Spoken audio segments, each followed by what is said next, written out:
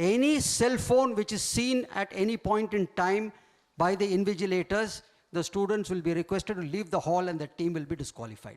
Kindly take out your cell phones, switch it off and put it inside your bags. Do that immediately. If the cell phone is found in your hand or something, kindly do not plead, I did not know. Right at the beginning, I'm telling you, when all of you are alert and aware, take out your phones, switch them off, put them inside your bags. The parents are requested to kindly be seated in the last 2 rows.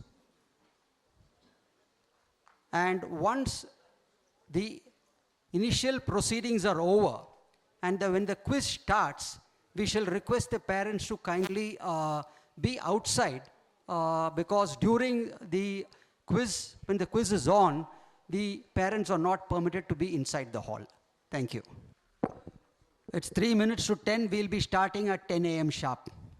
Good morning, everyone. A hearty welcome to all of you to the annual Military History and Awareness Quiz 2025 for school students, being organized by Colors of Glory Foundation in association with Russian Center of Science and Culture, Chennai. I am Varsha Gopi, your MC for the event. Before we get on with the quiz, let me take a few minutes to tell you what Colors of Glory Foundation is about. We are a non-profit organization and the first of its kind in India, solely dedicated to promoting awareness of Indian military heritage. Instead of my explaining our mission, I will play a 2-minute video clip that eloquently conveys it. Our mission: finding a firm place for our armed forces in people's hearts and minds. From Flanders fields to Mesopotamia, from North Africa and Italy to Burma, nearly 4 million soldiers of the Indian Army fought overseas during the 2 world wars, and 150,000 of them perished. The origin of that army, which constituted the largest voluntary force in each of those wars, dates back to the 1700s, when the English East India Company, EIC, began recruiting sepoy levies in the Carnatic and Gangetic plains, and later in West and Northwest India. Initially raised as 3 presidency armies, Madras, Bengal and Bombay, they were later amalgamated to form a single one that, through years of constant battling, molded itself into a magnificent fighting force with few equals in the world. Following the trend, a sea arm took shape, which was eventually to form the Indian Navy, its genesis marked by the induction of Indian sailors into the Bombay Marine, a force created by the EIC in the early 1600s to protect its coastal interests. Then, over the years, as aerial combat evolved, Indian flyers also took to the skies, the fledgling Indian Air Force cutting its teeth in the bloody frontier wars of the Northwest, in which were once engaged the Royal Flying Corps. The gallant traditions of unflinching courage under fire, these intrepid soldiers, sailors and airmen wove in blood, continue to inspire their worthy descendants in India's armed forces, who have risen to the occasion time and time again since independence to write their own chapters of valor and sacrifice while defending the nation's integrity. Yet, the country at large remains barely conscious of its prowess in arms and glorious military heritage.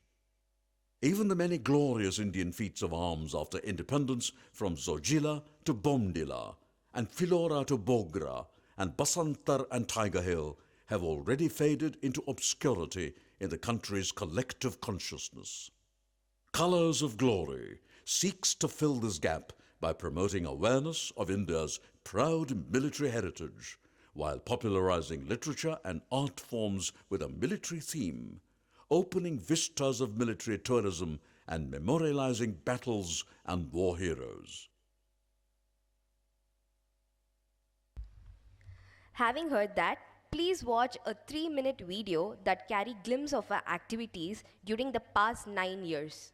Our inception in 2016, although it mostly covers only major outdoor events and not the innumerable indoor events and virtual ones.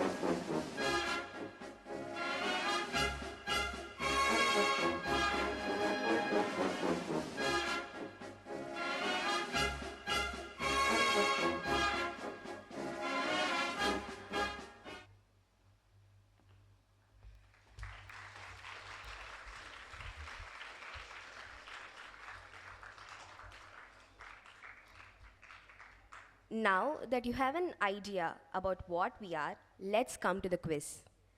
We have designed it as friendly, educational event aimed to developing your liking for the armed forces. If you have done reasonable amount of researches on the keywords and online material we sent you, I can assure you that you will find it enjoyable experience.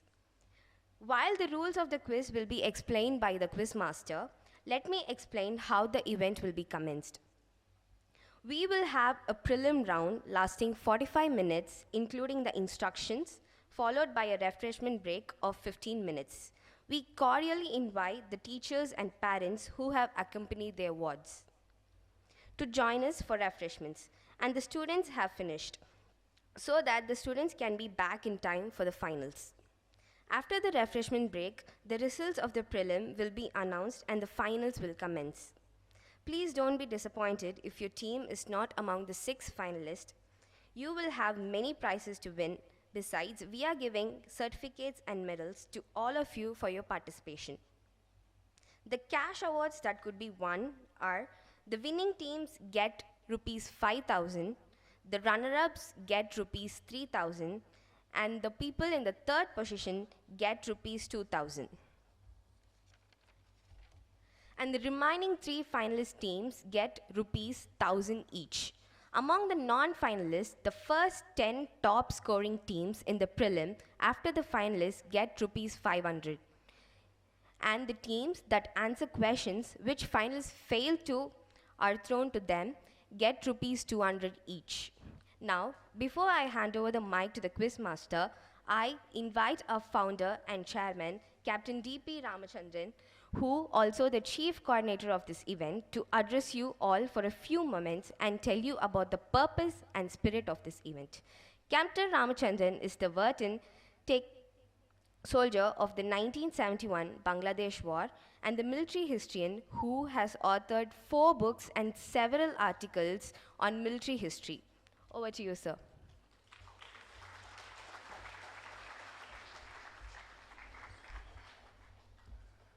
Good morning, everybody. That isn't very enthusiastic. Let's have a powerful good morning. Yeah, that's it. Okay. Right. I hope you all prepared and ready, all set. Now, we want to make it as interesting as possible for you all. That is why I've given you so much of material. I know with your normal academic work, it wouldn't have been easy. But nevertheless, we have framed questions which are pretty much easy if you have done a good amount of work, as the MC was telling you. Now, about this, I don't want to take long with a lecture here. You're all waiting for the quiz. But basically, the purpose of this foundation is not to drag you all into the armed forces, which is not required. In fact, the armed forces cannot accommodate all of you if you all want to go inside. There are various other ways of serving the nation equally well. What we are trying to promote is not just the history of the army, it's or the armed forces. It is the values which propel them to perform as they are. I mean, you'd see that it's always the armed forces, the last bastion. Let's be a natural disaster, this thing, a child fallen into a well, it's always, in the end, the army has to come in. Why is it they're efficient when many other organizations cannot be that much? It is all a matter of work culture, the ethics. That, you see, we have the leadership. We are told when we are the oath that we take is that the safety, security, and welfare of your country comes first, always and every time. The safety, security, and welfare of the men you command comes next, always and every time. Your own safety and welfare comes last, always and every time. That should be your motto in life. If you're going to be a doctor, Make sure your parents, your patients' welfare is your first concern, not yours.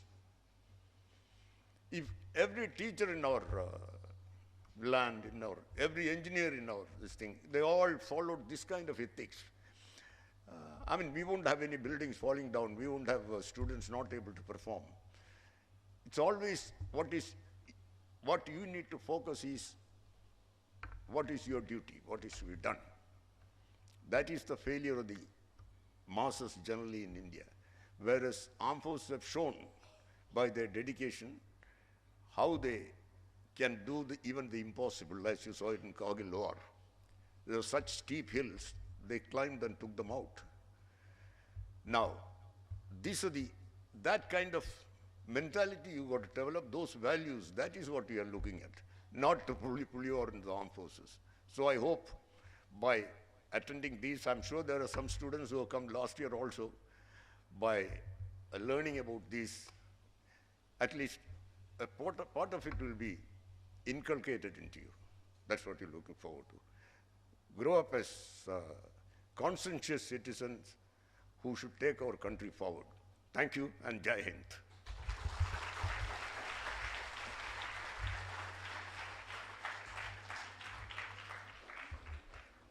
Thank you so much, sir, for your valuable and informative information. It's time for the quiz to start, which I'm sure you all are eagerly waiting for. But let me first introduce your quiz master, Colonel S.P. Sundar, to you. Colonel S.P. Sundar is a veteran mechanized infantry officer who has seen service all across Indian borders and has the distinction of having been a part of the High Altitude Special Operation Group in Sanchin Glacier, a gold medalist from the University of Madras in Defense Studies. He has been working in educational field after his retirement. All yours, Colonel. Hello, students. Good morning. I've been coming here for the past 4 years. Every year, the energy levels and the vibration keep getting better and better. Is that right? Yes, sir. Great. How many of you have attended this quiz earlier? Please raise your hands. Oh, that's fantastic. That means it's getting more and more popular.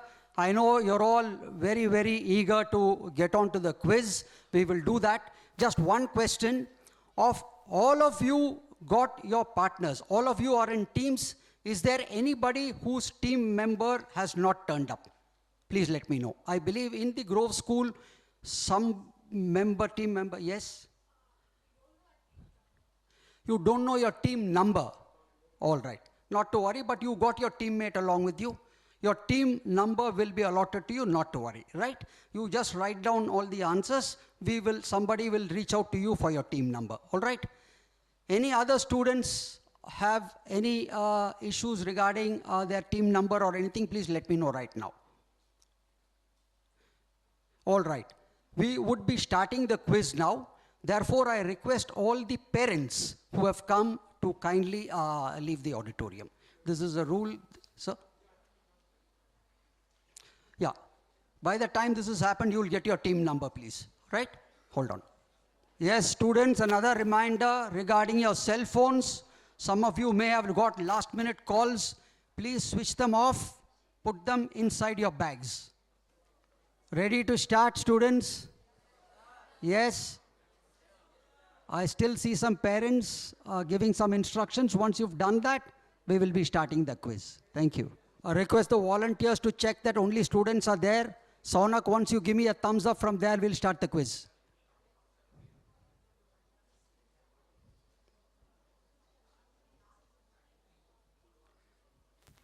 All right. Now, students, please pay attention. Before we start the quiz, I shall be spelling out the rules for the preliminary round. The final round will come later. Pay particular attention to the rules that I'm spelling out. They will come up on the screen and I will be spelling them out to you. In case you have any doubts before we start the quiz, at the end of my spelling out the rules, kindly raise your hands and I will clear your doubts. It's only after all your doubts have cleared that we will start the quiz. May I have the slides, sir?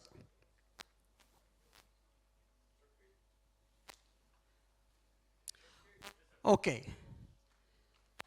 The rules for the preliminary round. As I've already told you, no cell phones. They are in switch off mode and inside your bags. The first part of the quiz will be prelims. This will be a written for 30 questions. All of you have already been given your answer sheets? Very good. All right. Team number on the answer sheets and no names. And all writing will be only in pen, pencils are not allowed. The questions will come up on the screen and I will read them out aloud for your convenience. There will be 45 seconds for each question, no repetitions and auto timer. So when the question comes up on the screen, I will read out the question and then teammates can consult with each other and write down the answer. So this 45 seconds includes the time that I am reading out, and once the 45 seconds are over, automatically it will go to the second question. No interruptions, no questions will be asked by any of the students in between. I hope this is understood. All answers will be written, including the multiple choice questions. So don't write A, B, C, or D. Write down whatever is your answer. I already told you teammates are permitted to discuss among themselves. Do it in a low tone so that inadvertently you do not give out the right answer to your next team. Copying or helping other teams will lead to instant disqualification. All of you are all coming from reputed schools, but as a matter of rules, we have to give out this rule to you. Next, sir. 1 mark for each correct answer, no negative marking. Therefore, even if you do not know the answer, I suggest you take a chance and, mark the answer. After all the questions are completed, the answer sheets will be collected by our volunteers who are here. Please check again if you filled only your team number and check again if you have filled the team number or not.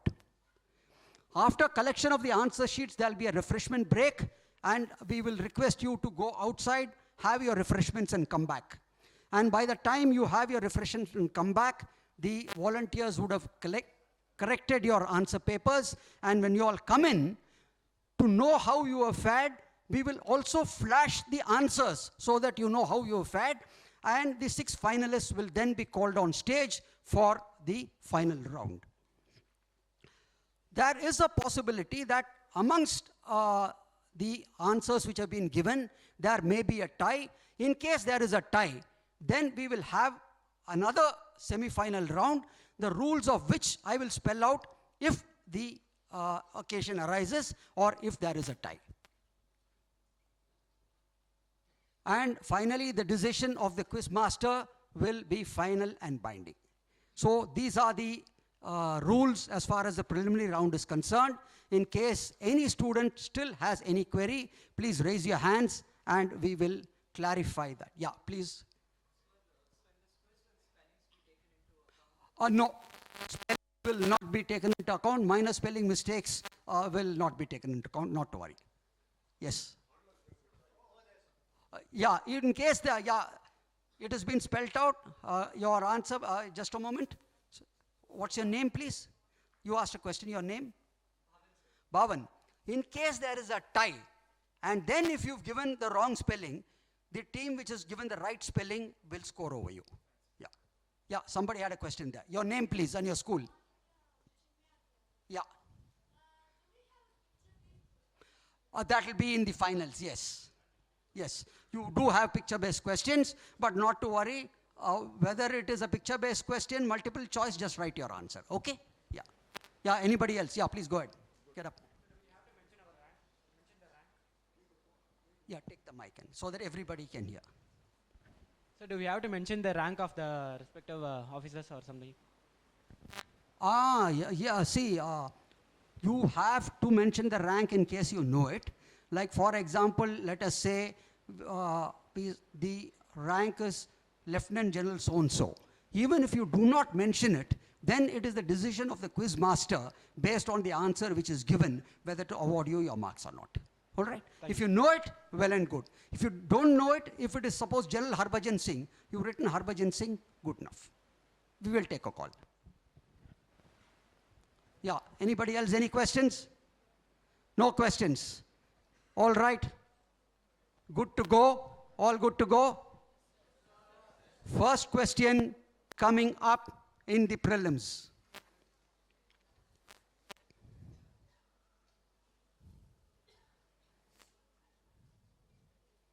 It's on timer, as I told you.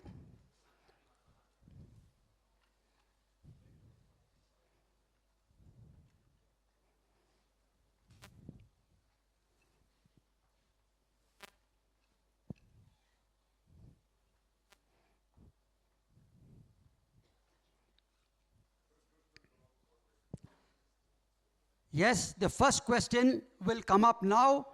When it comes up, I will read it for you, and your 45 seconds will start, and you can give your answers. Automatically, after 45 seconds, it will move on to the next slide, and it will be the same for the next 30 questions. All ready now? Yes? 10, 9, 4, 3, launch. Question 1. Name the missile that was most effective during the Indian attack on Pakistan's strategic airfields in the second phase of Operation Sindoor. Question 2. The terrorist group that committed the Pahalgam massacre called itself TRF. What is its full form? Write down the full form of TRF. Question 3. What does the force fighting for the freedom of Balochistan from Pakistan call itself?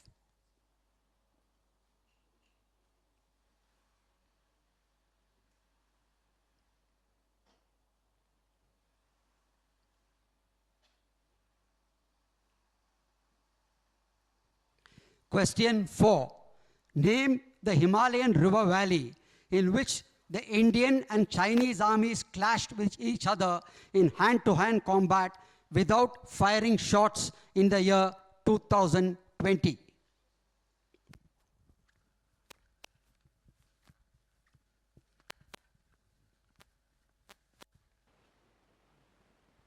Question 5. Which Prime Minister of Bangladesh was ousted from power by opponents through a rebellion in 2024 and is living in India in exile? Write the Prime Minister's name.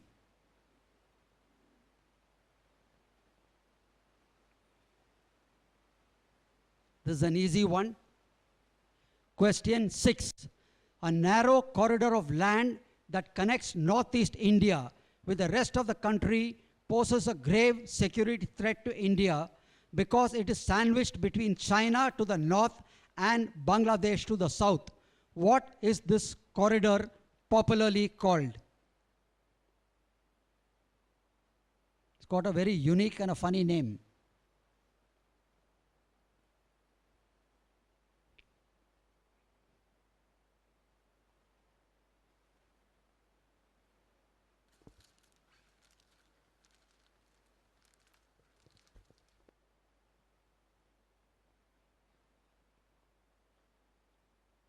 Question 7. Which of the Indian Navy's aircraft carrier led the carrier battle group deployed in the Arabian Sea during Operation Sindoor?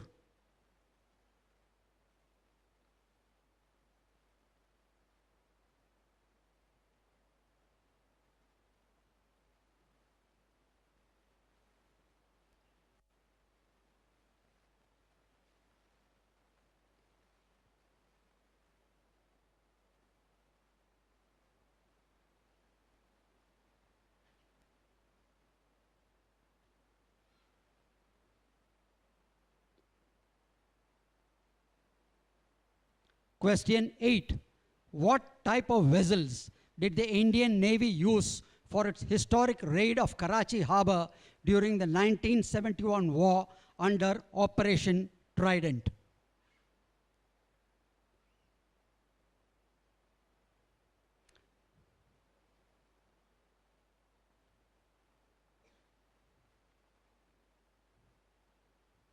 All hints were given in your buzzwords which were given to you.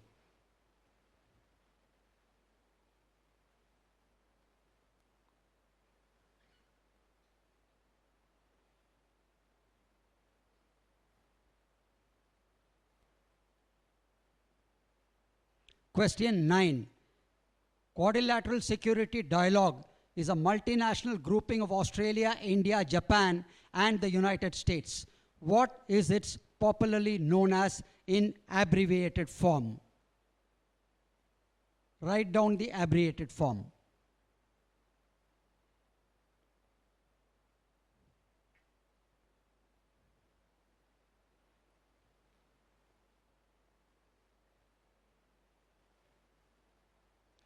Question 10. Which aircraft did the Indian Air Force use to carry out strikes on the terrorist camp at Balakot in the year 2019?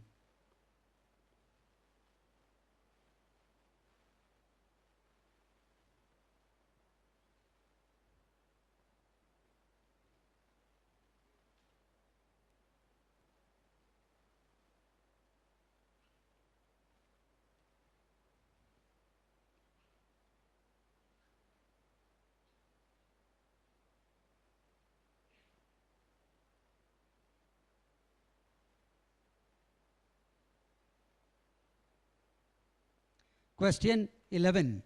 Loitering munition is a commonly used drone UAV in warfare. What is it popularly called?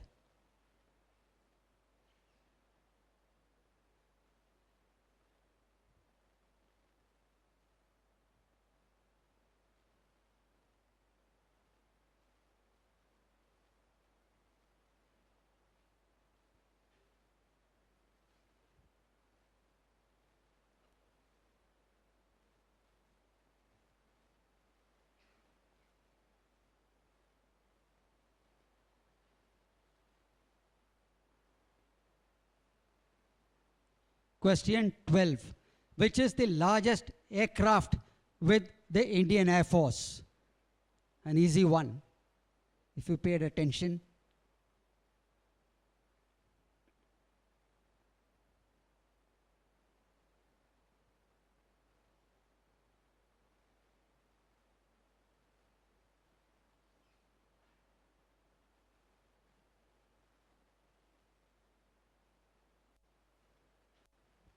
Question 13. During the first Kashmir War, the Indian Army captured a 11,500-foot high mountain pass held by Pakistan Army in a surprise attack using tanks. The first ever instance in the world when tanks were used at such a high altitude. Which armored regiment did these tanks belong to? Write down the name of the armored regiment. Question 14. Which arm stroke service of the army is capable of shooting down attacking enemy aircraft? Question 15. Name the hero of the Battle of Razangla during the 1962 Sino-Indian War who made the supreme sacrifice along with 120 of his men, bar one survivor, after killing 1,000 Chinese soldiers, thereby defending his post, and was awarded the Paramveer Chakra posthumously. With this, we are halfway home. Another 15 questions to go. Question 16.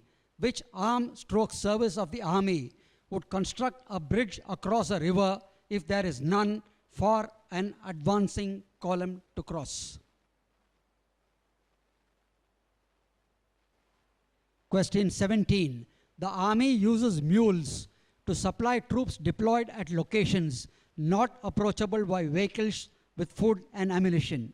Which armed stroke service of the army maintains these mules? Question 18. Which infantry battalion did Captain Vikram Batra, who was posthumously awarded the Paramveer Chakra for gallantry during the Kargil War, belong to? Vikram Batra's battalion.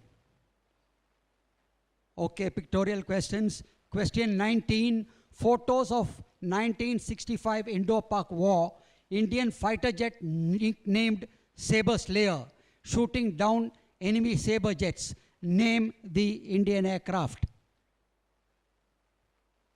So that question asked by one of the students answered now. Question 20.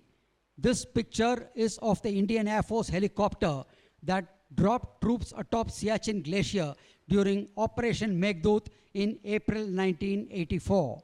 Name this helicopter. 10 more questions to go. Question 21. An artist's depiction of the first air battle of 1971 war over Bangladesh between 4 IAF Nats and 3 Pakistan Air Force Sabres.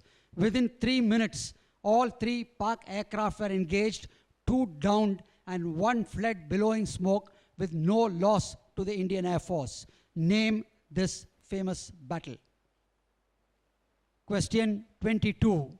Photo of IAF transport aircraft IL-76. On 3rd November 1988, 2 of these aircraft flew non-stop for 2,500 kilometers, carrying paratroopers who foiled a coup attempt in a neighboring island nation. Which was this nation? This has been in the news even yesterday and today. Question 23. A recently produced Bollywood movie is based on the story of this IAF hero of the 1965 war, killed in action while shooting down a Pakistan Air Force starfighter that was far superior to his vintage Mr. 4, but was awarded the MVC after 23 years because, having been shot down in enemy territory, his whereabouts was not known. Who was he?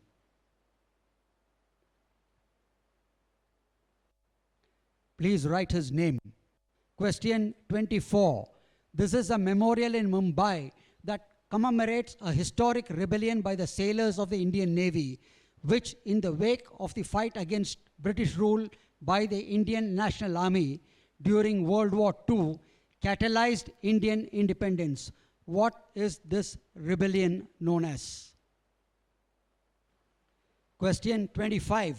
This is the photo of Lieutenant Commanders Dilna and Rupa, the 2 women officers of the Indian Navy who recently completed the circumnavigation of the globe in a double-handed mode in their sailing vessel INSV Tarini, the first from India to accomplish the feat.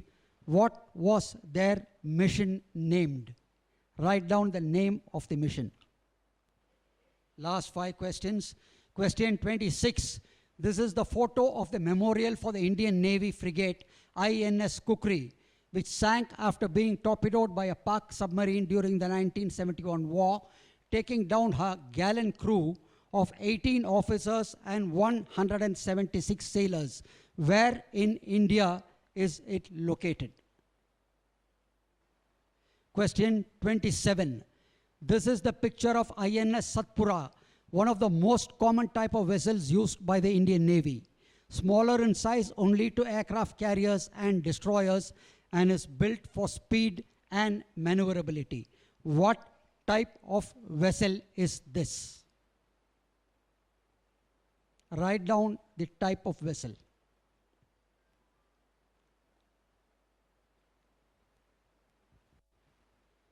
Question 28. This is the picture of the main gate of the Indian Naval Academy. Where in India is the academy located? As I said, no negative marking. Even if you don't know, just take a chance.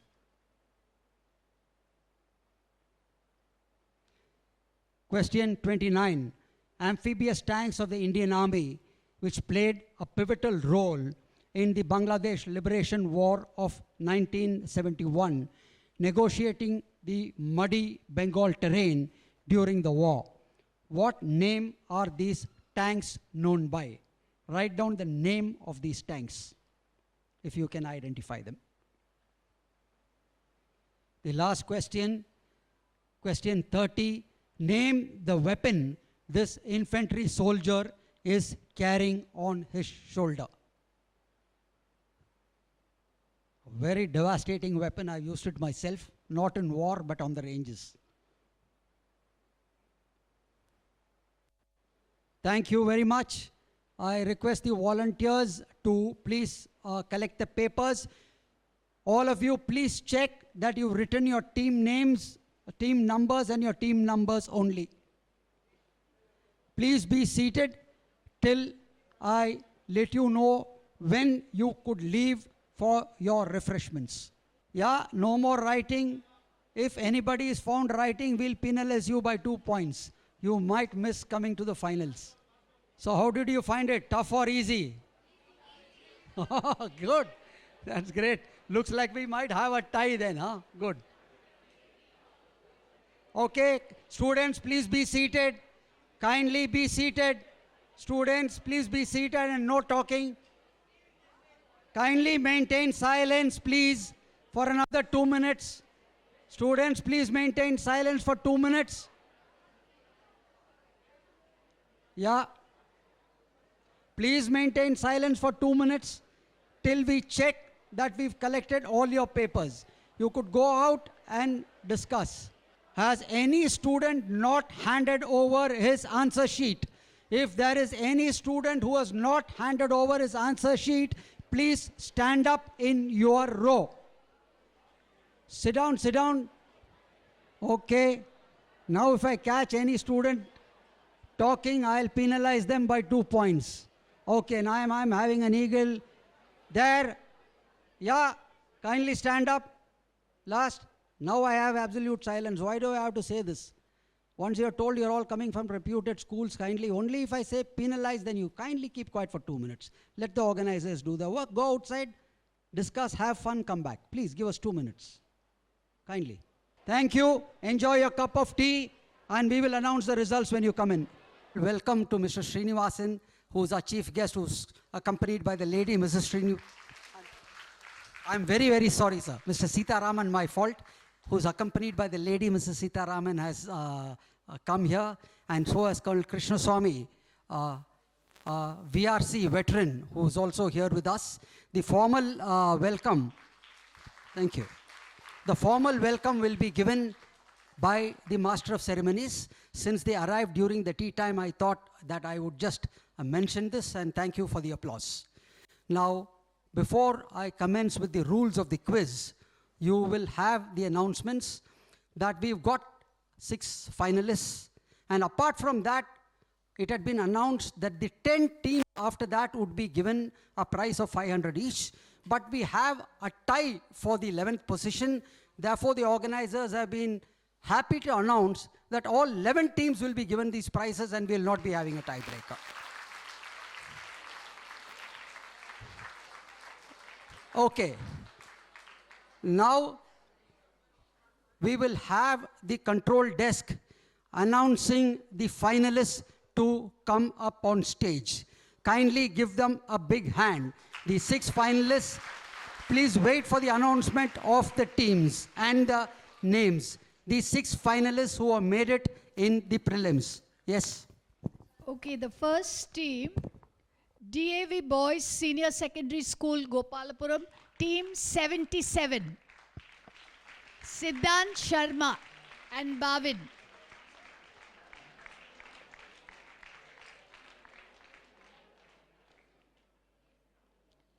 Team 2, team number 38, DAV School, Pallikaranai. Tejaswini and Hasini.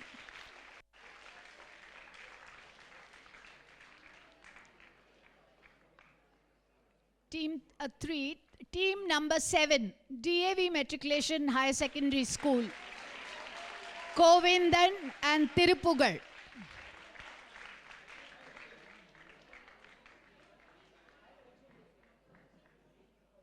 Next, team number 10, Army Public School, Jayatra and Harshi.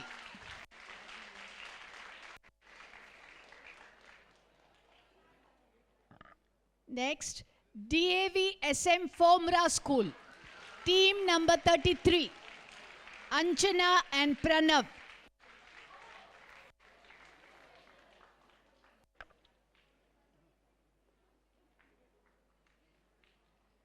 Last but not the least, DAV Girls Gopalapuram. Team number 1, Ananya and Chavi.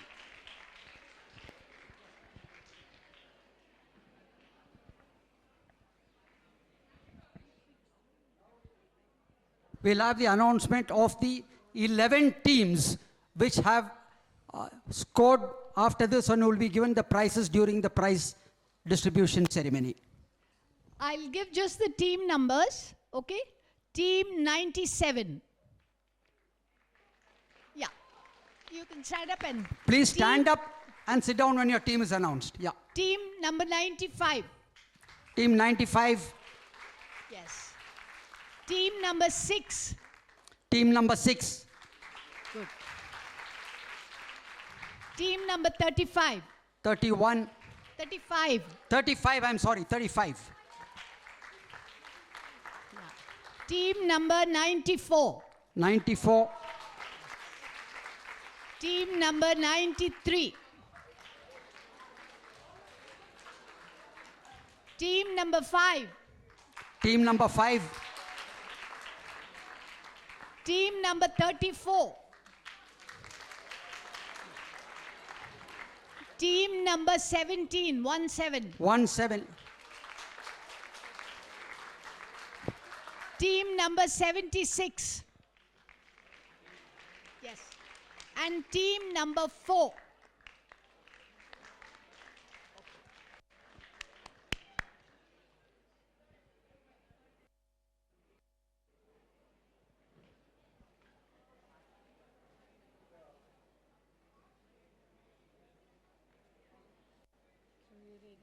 Yeah. Okay.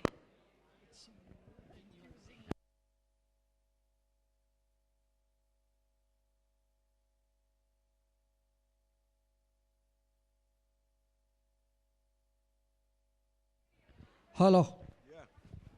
Yeah, we got a third time finalist here. Ananya, please stand up. Very well done. So let's see how you do this time. Okay. Okay. Now that we've got the finalists and the 11 teams who have done extremely well, before we go on to the finals, all of you are quite keen to see what are the answers of the prelims which will be coming up. Now, just one point. Some of you have written the answers correct, but you put it in the wrong column. We have had no choice except to deduct the marks for that, because you should have been careful enough to put it in the right column. So that is a point. If you see the right answer and you say, I've given the right answer, but I've not got it, that's because you put it in the wrong column. Due diligence has been given to the correction because it's been checked once, checked twice, and thrice before the results have been compiled. Now we will have the answers for all 30 questions at rapid speed going through. Please, sir. The answers for most effective during Indian attack. Answer, BrahMos. Question 2, TRF, full form, the Resistance Front. Question 3, Balochistan Liberation Army. Question 4, Galwan Valley. 5, Sheikh Hasina, yeah. 6, Chicken's Neck.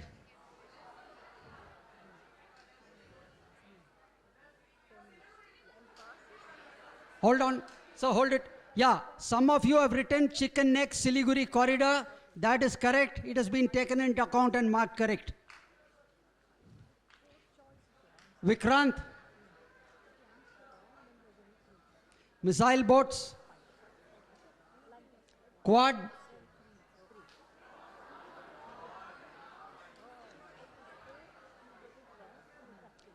Aircraft used by the Indian Air Force to carry out strikes in Balakot. The Mirage 2000, very famous aircraft. Loitering munitions, what is it popularly called? Yes, you got it right, kamikaze or suicide drones. Op Sindoor, it was widely used. Largest aircraft with the Indian Air Force. Yeah, a lot of you have got it right. Which armored regiment did these tanks belong to, which were lifted to 11,500 feet? The 7th Light Cavalry, a very famous cavalry regiment of the Indian Army. Which armed service is capable of shooting down attacking enemy aircraft?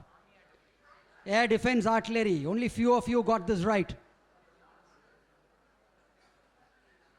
Hero of the Battle of Rizangla, a very, very famous name. He was awarded the Paramveer Chakra posthumously. Major Shaitan Singh. Which armed service could construct a bridge? Answer is the Corps of Engineers. Which armed service of the Army maintains mules? Answer is Army Service Corps 80, Animal Transport. Which infantry battalion did Captain Vikram Batra belong to? And the answer is 13 J&K Rifles. Name the Indian aircraft which was known as Sabres. The Fallen Gnat. Operation Meghdoot, the Indian Air Force helicopter that dropped troops there. It is the Cheetah, a very versatile aircraft. Name the battle where we downed 2 Pak aircraft and 1 fled. Famous Battle of Boira.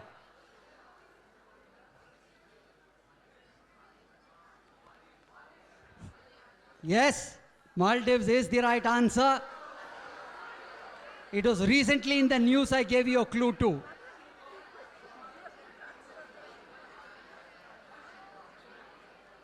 Who was this famous hero? Squadron leader A.B. Devaya.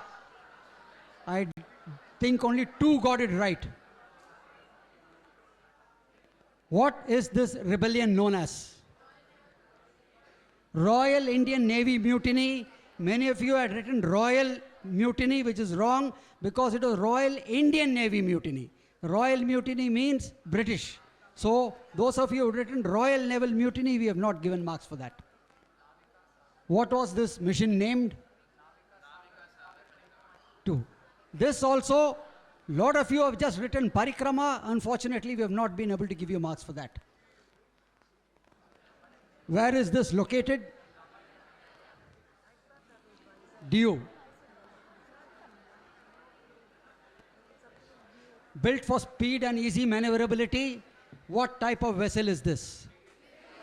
Yeah. Yeah, where is this?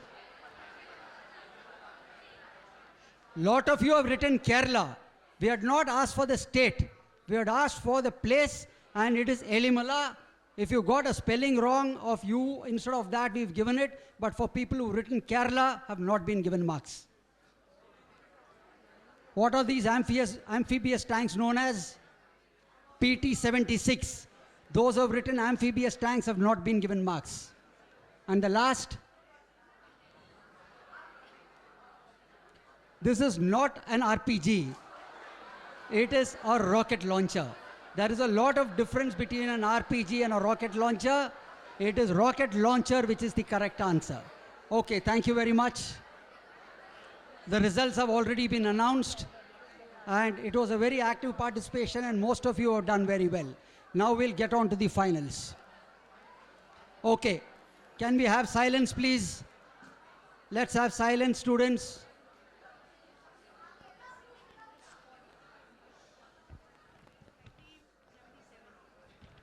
Team 77, where is team 77? Okay. Team 38, team 7, team 10, team 33, and team 1. All good. All right. Now, this is for the finalists. Kindly pay attention to me, right? I will now be spelling out the rules for the finals. Excuse me, kindly pay attention here, because the rules are very, very important for all of you. I will be spelling out the rules. Listen to it carefully. And in case you have any doubts, please clarify the doubts before we go ahead with the quiz. All right? The total quiz will be of 36 questions. Out of 36 questions, the 24 questions will be straight answer questions. Clear? And the balance 12 will be multiple choice. First, I will spell out the rules for the straight answer questions. After the straight answer questions are over, and when we come to the multiple choice questions, I will spell out the answer for the multiple choice questions. Clear so far? There will be 10 points for the correct answer given. And no negative marking. Clear as far as the marking is concerned? So even if you feel like taking a shot, since there's no negative marking, go ahead and take the shot. The questions will be in a sequence. I will start off with team 1, go to team 2, team 3, 4, 5, and 6. And once the sequence is over, I will reverse the order and the questions will come again to 6, 5, 4, 3, 2, and 1. Clear so far? This sequence will continue from question 1 till the last question, which is question 36. Clear all of you? So now, okay. Now, this is timed. And the timing is different from the prelims. The timing will be on my call, okay? Now I'll tell you how it works. When I ask the question, I will start off with team 1, right? I will say, I'll give you a theoretical question. Which was the year in which India gained independence? At the end of the question, I will say, your time starts now. Clear? And then when I say your time starts now, the timekeeper who is there will start the time, and you get 30 seconds to answer the question. Clear? Yeah. So in this gap of 30 seconds, we can take as many shots as you want in answering it, or is it only once? The question that he asked was, after I ask him the question, in the 30 seconds which is given to him, how many answers can he give? I would have in any case come down to that later, but since you already asked the question, you will be given only one answer. One answer. So, in that 30 seconds, if you have not answered, then he will ring the bell and I will pass to team 2. By the time you would have got your answer ready, I'll give you a brief pause. I will say, goes to team 2, give you some time to answer. If you have not answered, I will say pass to team 3. Clear? If they do not answer, it goes to team 4, team 5, and team 6.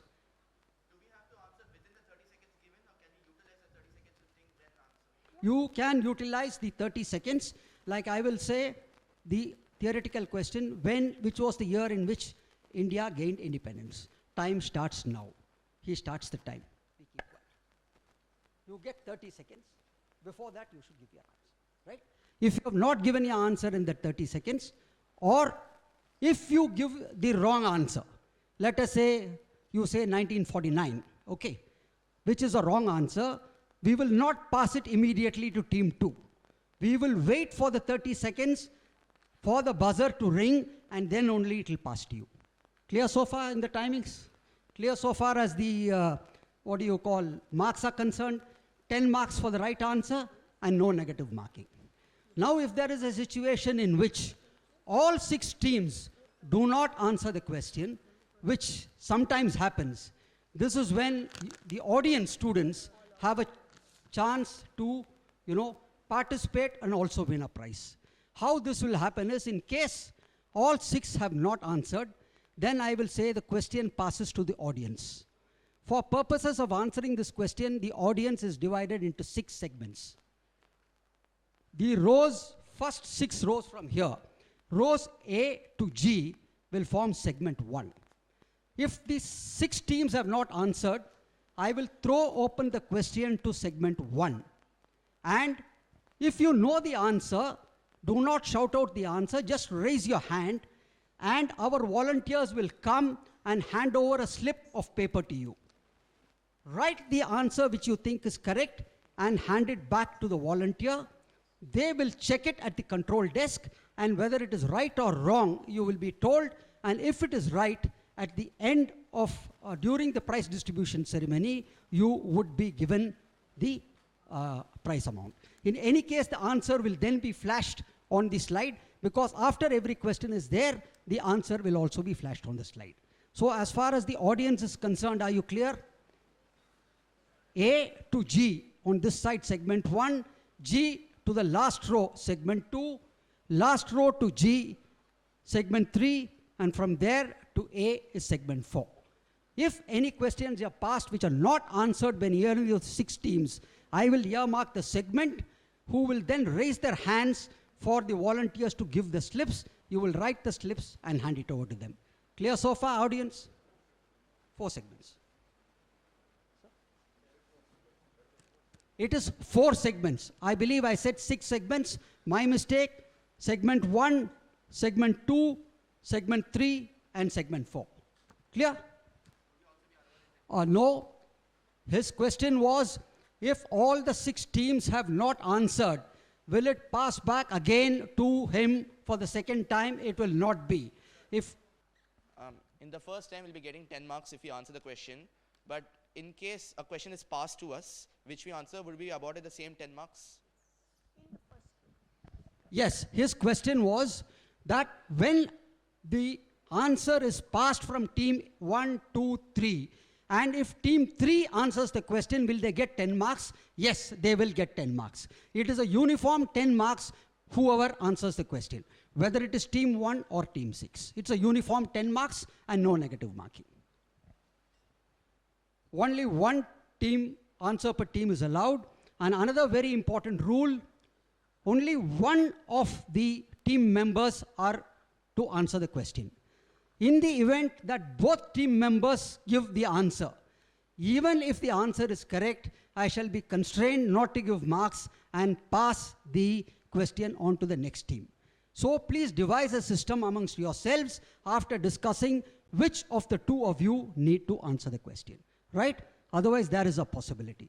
And finally, if after 30 seconds, kindly listen to me, otherwise if after 30 seconds you give the answer and the buzzer goes off at the same time, a very rare possibility, but it may happen, then my decision as the quiz master, whether to allow that answer or you've gone beyond the 30 seconds, is a decision that I will take on the spot. Clear so far?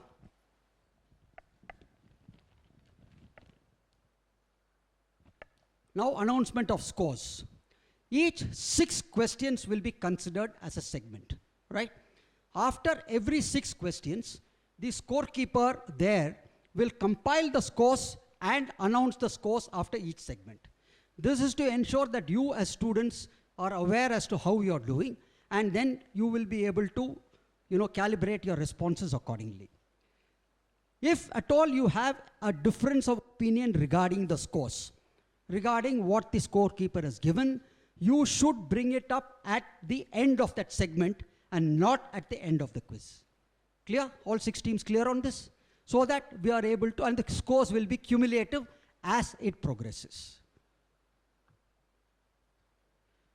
This is the rules as far as the first 24 question goes. All of you clear? Once it comes to the multiple choice questions, I shall then spell out the rules for the multiple choice questions at that particular point in time. All good to go? Control desk, have I missed out any of the rules? All right. And the volunteers, I request you to please pay attention to segment 1. All of you again, please put off your cell phones and switch your cell phone, put your cell phones in your bag. Segment 1, I would request the volunteers to please keep an eye, and if any of them are found using the cell phones, please signal me and we will ensure that the team does not participate anymore. All ready, team 1? Okay. Timekeeper ready? Scorers ready? Ready to rock and roll? Okay, fine. Just a moment. We'll wait for the clearance from the control desk. So I will ask you the question. End of the question, I will say your time starts now. The scorer will give me a thumbs up. You have 30 seconds to discuss between the 2 of you. And if you answer, right? In case you get the right answer, good. If your answer is wrong, we'll wait for 30 seconds. Then we'll answer. Right? All the best, all of you.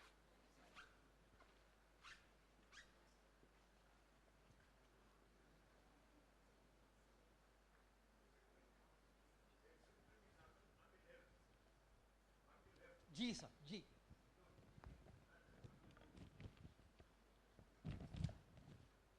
A to F is segment 1. G to K is segment 2. Rear K to G is segment 3.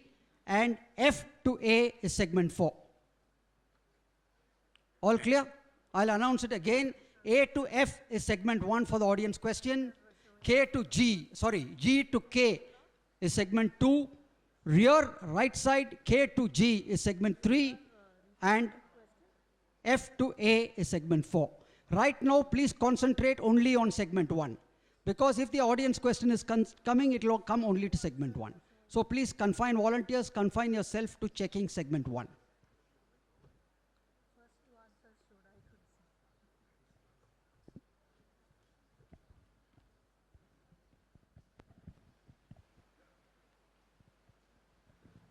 Okay.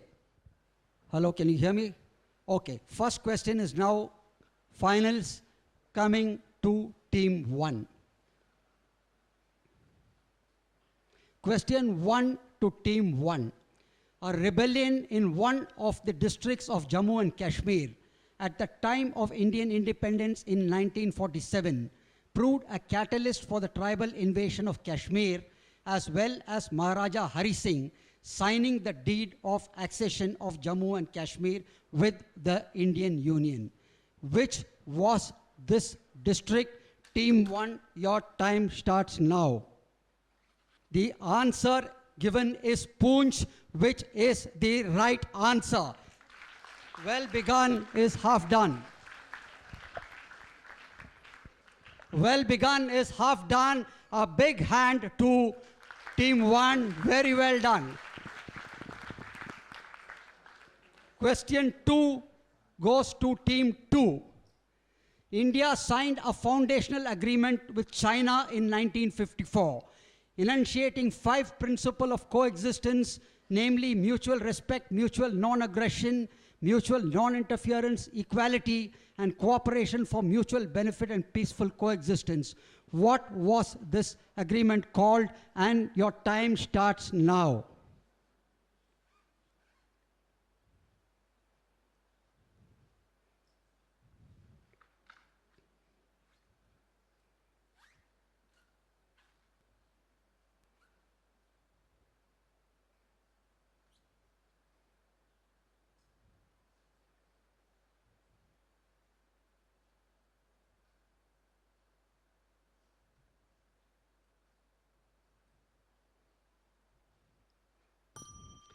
Sorry, question passes to team 3. No answer, question passes to team 4.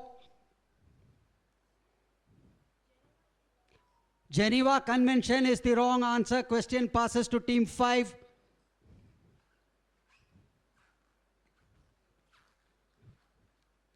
No answer, question passes to team 6. No, that is also the wrong answer. Question passes to team 1. No, the McMahon Agreement is also the wrong answer. Now, there are not in the second segment, in the first segment, the hands which have gone up. Volunteers, please give the slips. Please write your team numbers also. Please write your team numbers. Please write your team numbers. Volunteers, please check to ensure no phones are out.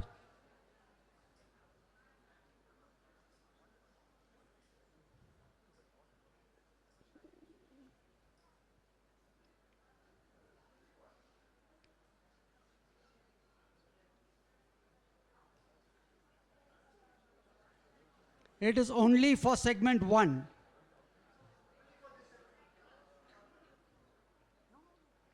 This was a very, very simple question. It was given in your code words, which had been, or buzzwords, which had been given by Captain Ramchandran.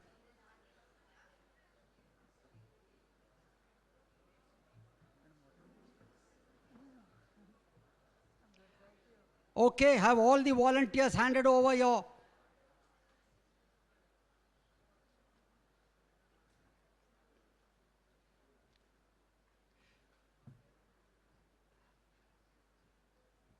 If all the students have handed over the slips, we will have the answer flash. Please wait for my instruction for the answer.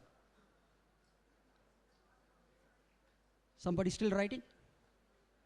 No, this also has limited time. You cannot take your own time, please. If you do not hand over your slips, we shall be constrained to flash the answer. Okay, no more slips. Can we have the answer, please?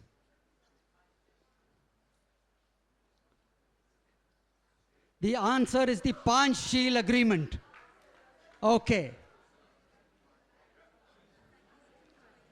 We'll Panchshila, yes. Who can? We'll do this later, so the quiz can go on. Quiz can go on. Okay. Question.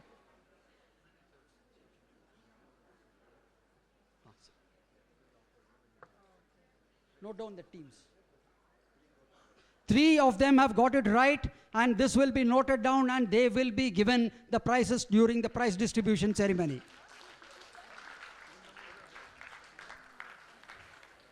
Control desk, shall we go on with the quiz? Scorer? Timer? Question 3. Appears to be a technical issue. We'll just wait, please.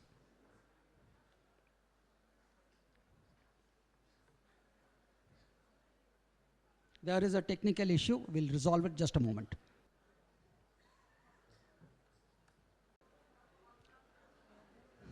Students, kindly maintain silence so that your finalists can concentrate on... Okay. Shall we go ahead? Control desk? All good? Question 3 going to team 3. Prior to the Indo-Pak War of 1965, in the early half of the year, Indian and Pakistani forces skirmished with each other over a disputed territory along the border between the two countries. Which was this territory? Team 3, your time starts now. Timer.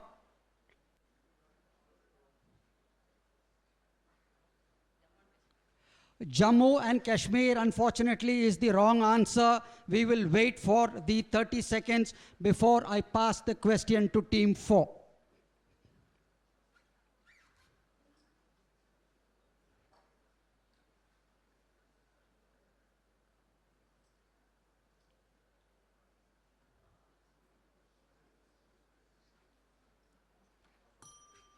Team 4, your choice. Haji Pir Pass is the wrong answer. Question passes to team 5. Srinagar is the wrong answer. Question passes to team 6. Absolutely on the dot. Give them a big hand. Ran of Kutch. That was a difficult question. And as usual, DAV Girls School living up to the reputation. Ran of Kutch was indeed the right answer. Very, very well done. Next question. Question number 4 coming up. Question number 4 to team 4. Awami League, the East Pakistani political party, won a landslide victory in the 1970 Pakistan general elections, earning the right for its leader to become the Prime Minister of Pakistan. The refusal of West Pakistan's military regime to honor that electoral verdict led to East Pakistan declaring its independence as Bangladesh, leading to the Liberation War. After Pakistan army was defeated by Indian and Bangla forces, the Awami League leader was sworn in as the first Prime Minister of Bangladesh, who is also considered the father of the nation. Who was he? Team 4, your time starts now. Sheikh Mujibur Rahman comes the answer, and absolutely right. This seems to be hotting up. 10 marks to the team. Scorer, are you okay? Scorer, timer. Question 5 coming up now. To team 5, the Indian Army dominates an area of 2,553 square kilometers in Siachen Glacier, holding a 76-kilometer long high ground along a ridge, while controlling all the strategic passes and heights of the glacier immediately facing Pakistan Army to the west. What is this ridge called? Team 5, your time starts now. Saltora Ridge, bang on, you've come very well prepared. 10 marks to team 5, very, very well done. This seems to be a Very, very interesting contest. Question 6 coming up to Team 6. Fought from 22 May to 17 June 1999 by 4 battalions, the 16 and 18 Grenadiers, 1st Naga and 2nd Raj Rif. It was the first battle to be won by the Indian Army during the Kargil War, and one in which it suffered most casualties in a single battle. Which was this battle? Team 6, your time starts now.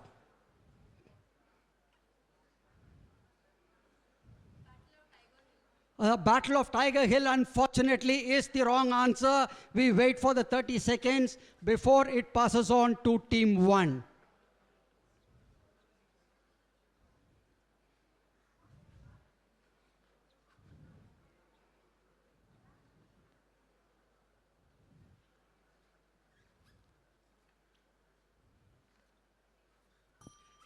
Team 1, your choice, your chance.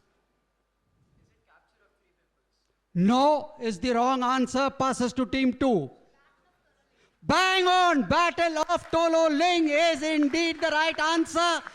We come to the end of segment 1. They will be compiling the scores. Now, when they are compiling the scores, I will tell you something very, very interesting about the Battle of Tolo Ling. In any short, intense war, which was the Kargil War, there is a time when one side breaks the spirit and the psychology of the other country. And it was the Battle of Tolo Ling which broke the back of the Pakistan defense. Colonel Rabindranath, who was the commanding officer of the battalion, had to lead this attack. When 1 week back, one more battalion could not succeed in this attack. Therefore, he was proceeding from a place where we had already suffered a defeat to Tolo Ling, which was at 14,000 feet. He had been given this task, and when he went in for the attack had been going on almost the whole night, and it was already 4 o'clock in the morning. He had to take a decision whether to throw in his entire lot at one go and risk everything, and being the able commander that he was, he did it, and by 5:30 that day, on 13 June, Tolo Ling was in our hands. It broke the Pakistani spirit to fight, and after that, though we had a lot of hard battles, it was Tolo Ling which turned the tide, and it has been acknowledged by General Malik, who was the then Chief of Army Staff, as well as military analysts all through the world.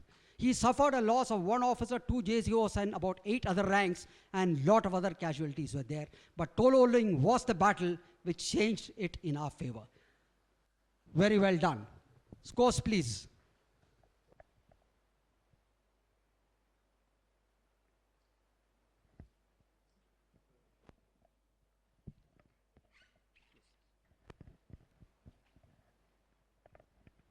Yes, at the end of round 1, Team 1, 10 points, Team 2, 10 points, Team 3 to open their account, Team 4, 10, Team 5, 10, and Team 6, 10. It's a very even contest. Yeah, that's an even contest. It will get now the next question coming up. Scorer ready? This is again to Team 6. Question 7, Task Force 74 was a naval task force assembled by the 7th Fleet of the US Navy during the 1971 Indo-Pak War to intimidate the Indian Navy, which blockaded erstwhile East Pakistan. However, it beat a retreat when Soviet Union mobilized a naval force in support of the Indian Navy. Name the aircraft that led Task Force 74. Team 6, your time starts now. I'm sorry, we will wait for the 30 seconds. That is the wrong answer.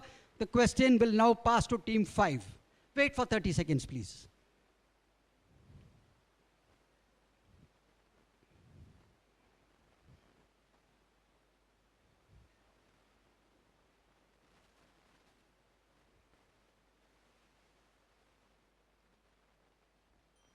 Yes, Team 5. I am sorry, that is the wrong answer. Question passes to Team 4. Come again.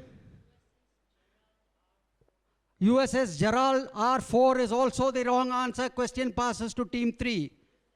Fantastic. He was very, very confident when he got up. I knew he had got the right answer. USS Enterprise is the right answer. 10 marks going to that team. Next question coming up. Question 8 to team 5.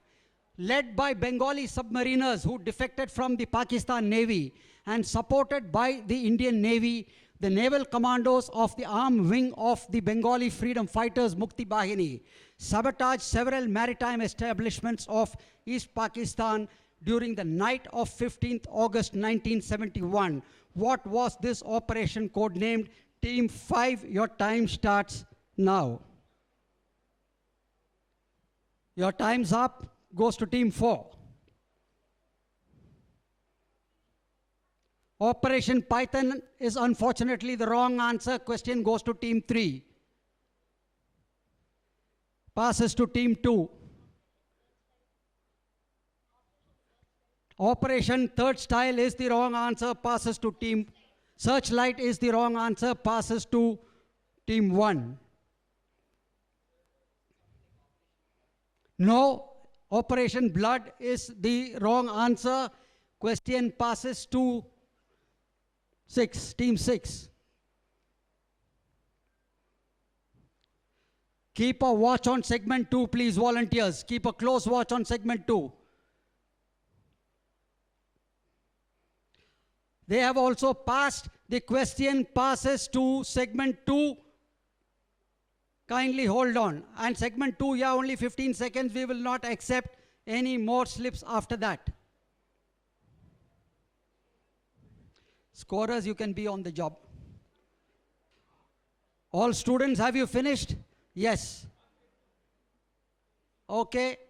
No more collection of slips after this.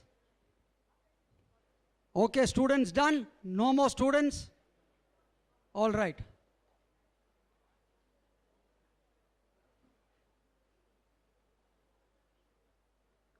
Okay, we'll have the answer coming up now. Can I have the answer, please?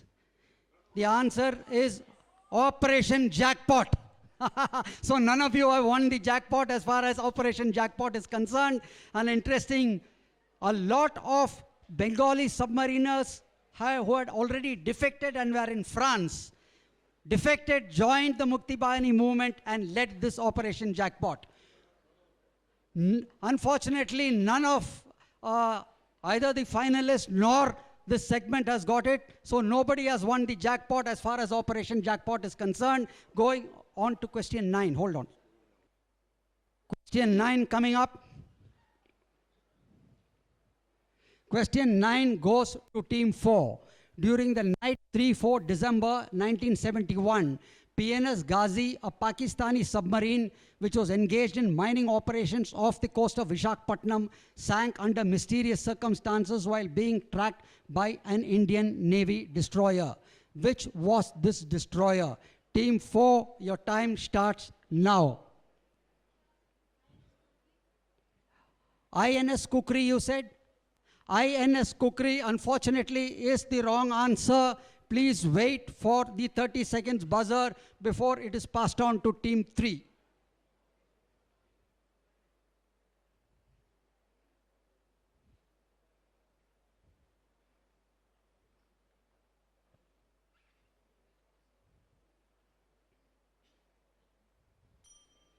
Team 3, your chance. Absolutely right. Again, they are picking up 10 points from another team. They seem to have come well prepared. INS Rajput was indeed the right answer. 10 marks to team 3. And we go on to question 10. Question 10 goes to team 3. The Meghna heli bridge was an airborne assault by the Indian forces during the Bangladesh Liberation War of 1971 when troops were transported across the mighty river Meghna by IAF helicopters to outflank an enemy stronghold and reach Dhaka post-haste. The operation, masterminded by an Indian general, reputed for his bold and unorthodox tactics, brought India her swift victory in the war. Who was this general? Team 3. Your time starts now. Wait for the 30 seconds, or would you like to give the answer now?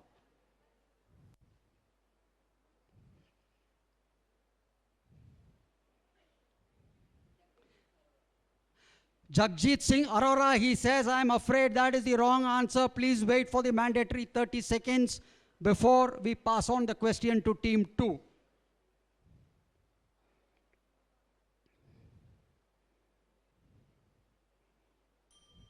Team 2, your chance. No, Nirmaljit Singh Sekon was not an army officer in the first place. Passes to team 1. Absolutely right. Bingo, you pick up 10 points. Lieutenant General Sagat Singh is indeed the right answer.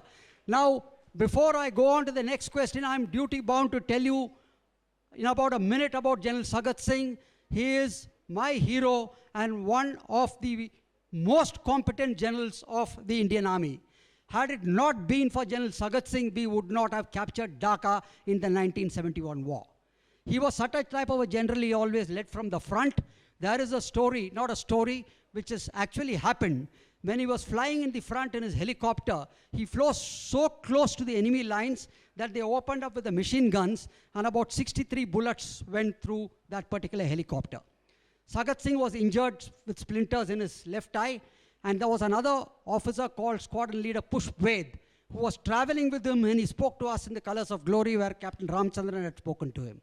And when Sagat Singh landed up, he ensured that the injured pilot was immediately given medical attention, and then he looked around for his next helicopter to take off again to the front. These are the kind of officers who led from the front, and which is why India is the best army in the world. Give the Indian Army a big hand, please. Going on to question 11. To team 2. A crucial battle fought between the Allied forces and the Japanese in South Asia during World War II, which has come to be considered the greatest battle ever by the British, saw Indians fighting Indians because of the Indian National Army being allied with the Japanese, while the British Indian Army was part of the Allies. Which was this battle? Team 2, your time starts now.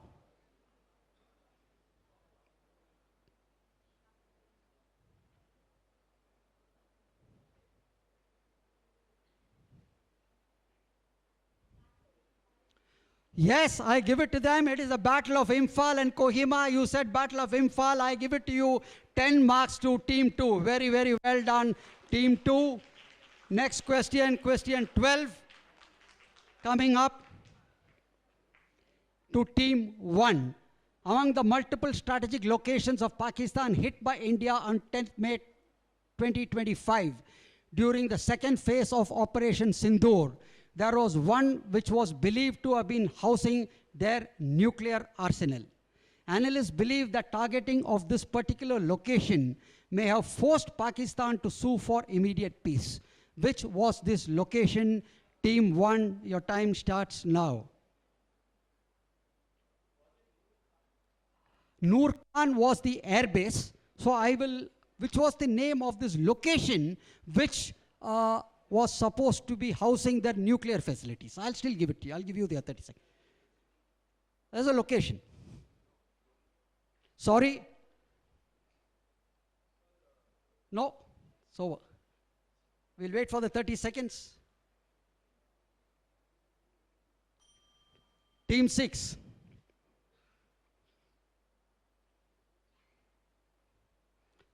Team 5. Team 4.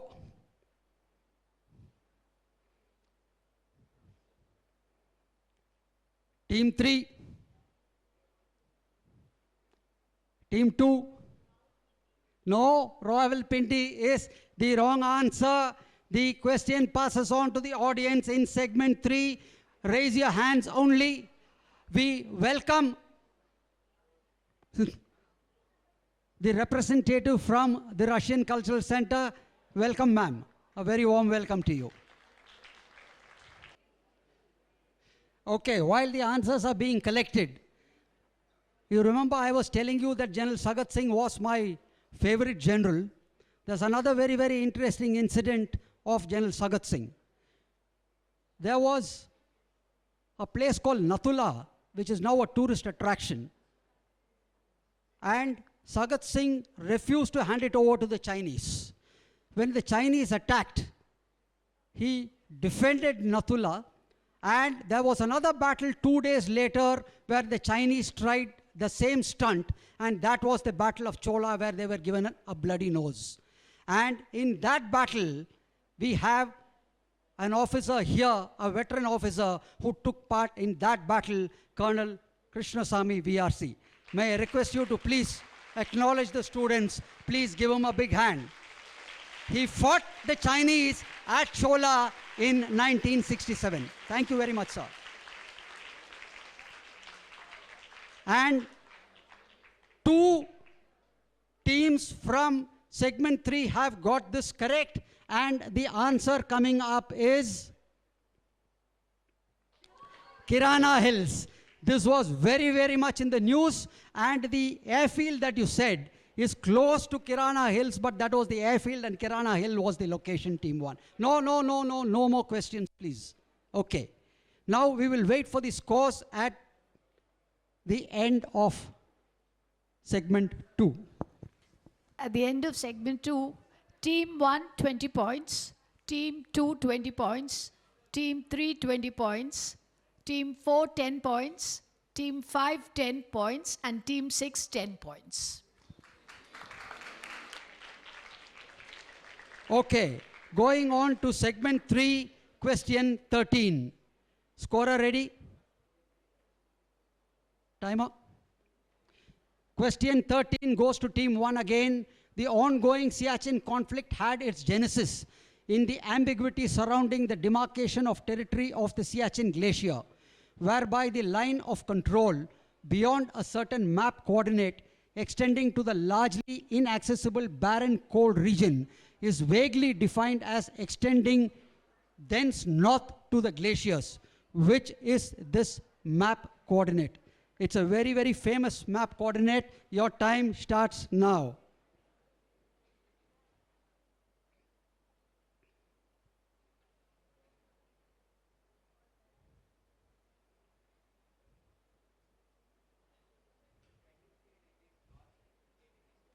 I am sorry, 23 degrees north and 58 degrees south is not the correct answer. We will wait for the 30 seconds, please.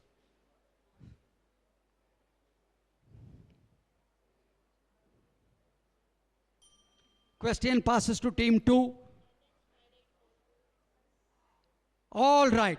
You said NH9842. I will give it to you. No problems. It is NJ9842. But I give you the 10 marks for that. NJ9842 is indeed the right answer.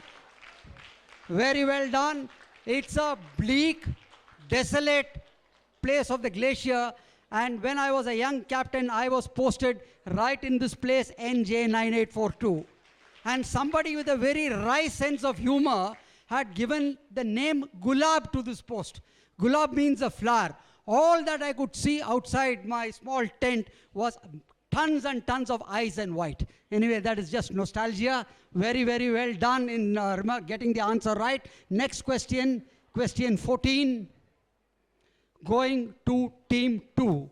The Indian peacekeeping force was inducted into Sri Lanka following an agreement signed between the governments of India and Sri Lanka in 1987 to end the 4-year-long civil war going on in that country between the Sri Lankan army and the Tamil militants, whereby the Sri Lankan army was to withdraw from the conflict zone and militants of LTTE were to surrender their arms. However, the LTTE, which was not a party to the agreement, rejected it, resulting in the 2-year-long war between them and the IPKF. What was this ill-fated agreement known as? Team 2, your time starts now.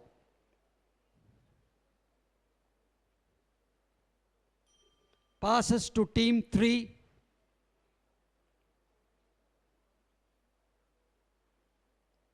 Yes? No, Colombo Agreement, I'm afraid, is wrong answer.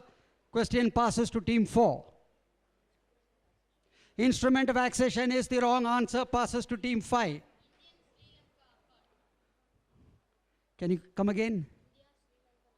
Okay, he says India-Sri Lanka Peace Accord. I give it to him. Indo-Sri Lanka Peace Accord is indeed the right answer. Well done, team 5.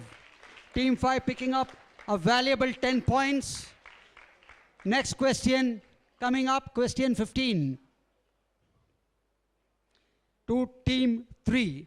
The beginning of the IPKF operations in Sri Lanka was marked by a heliborne assault on the site of an establishment aimed to nab the LTTE leadership, which ended in a disastrous failure. Name the establishment involved. Team 3, your time starts now. Your time starts now, 30 seconds. You know the answer? Jaffna University. Absolutely right. Jaffna University is indeed the right answer. Very, very well done. Before we move on to the next question, a small thing about this Jaffna University. The LTT leadership intercepted our radio communications and they knew that the Indian troops were coming in. Therefore, the para-commandos who were flying in by helicopters were shot at. 6 of them died, and out of a strength of a platoon of 30 of the 2nd Sikalai battalion which went in, 29 of them were shot and killed. And only 1 survivor was there who came out. It was a very, very tragic incident in the annals of the Indian Army. Going on to question 16, please hold on. Yes, some student had a problem there. No, please sit down. No questions in the middle. Question 16. Question 16 going to Team 4. Early in 1999, the Prime Minister of India initiated a major peace process with Pakistan by inaugurating a Delhi-Lahore bus service. He himself traveling by the maiden service. Can I have silence there, please? Anybody talking in the middle will be asked to leave. Kindly maintain silence, gentlemen, students. Even while he was being received by Pakistan's Prime Minister at Wagah border, the chief of Pakistan Army was plotting behind his back to have his troops covertly occupy some peaks across the Indian border, which eventually led to the Kargil War. Who was the Indian Prime Minister who initiated the peace process? Team 4, your time starts now. Bang comes the answer. He says Atal Bihari Vajpayee. Seems to have come well prepared. 10 marks to that particular team. Next question coming up, question 17. To Team 5, the Pakistani force that infiltrated the border and occupied the peaks of Kargil during the winter months of 1998-99 comprised troops from the Special Services Group as well as those of a paramilitary regiment made up mostly of mountain men, which did not form part of the Pakistan Army those days. Which was this paramilitary regiment? Team 5, your time starts now. You have 30 seconds. I am sorry, 65 Armored Regiment is the wrong answer. We will wait for the mandatory 30 seconds before we pass on the question to Team 6. Team 6 passes the question. Absolutely right, you got it very right. Northern Light Infantry is indeed the regiment. A piece of information, they did so well that intelligence report now says that from being a paramilitary force, they become a regular force of the Pakistan Armed Forces. Even though they were our opponents, the soldiers and the officers of the Northern Light Infantry fought very, very valiantly against the Indian Army. This is a piece of information that has been confirmed not only by, the international media, but even by our Indian soldiers and officers who have recommended their opponents for a gallantry award, which has then been presented by the Pakistan Army. So in adversaries, we do have to appreciate an adversary who fights well. Question 18 coming up, scores. Sorry. Question 18 to Team 6. The Naga National Council, NNC, the organization that originally championed the Naga insurgency, became redundant after its leader, A.S. Fizo, fled the scene, and the NNC split into various factions, 2 of these gaining prominence, one based in India and the other in Myanmar. Which faction is based in Myanmar? Team 6, your time starts now. Yes? Passes to Team 1. Naga People's Front, unfortunately, is not the right answer. Passes to team 2.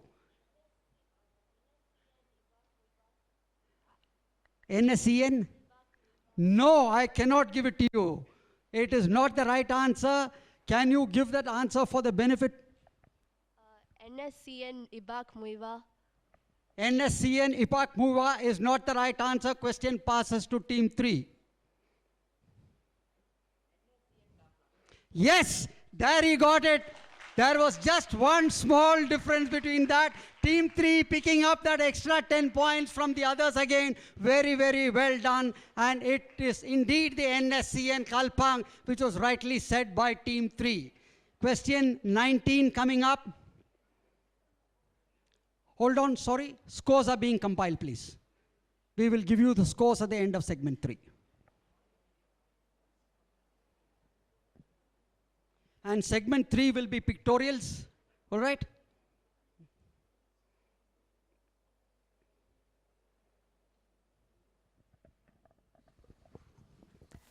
At the end of segment 3, I'll start with team 6. Team 6, you should pick up with 10 points. Team 5, 20 points. Team 4, 20 points. Team 3, leading with 40 points. Team 2, 30 points. And Team 1, 30 points. Okay, now that you have an idea of the scores, we go on to the next segment. Pictorial questions coming up now.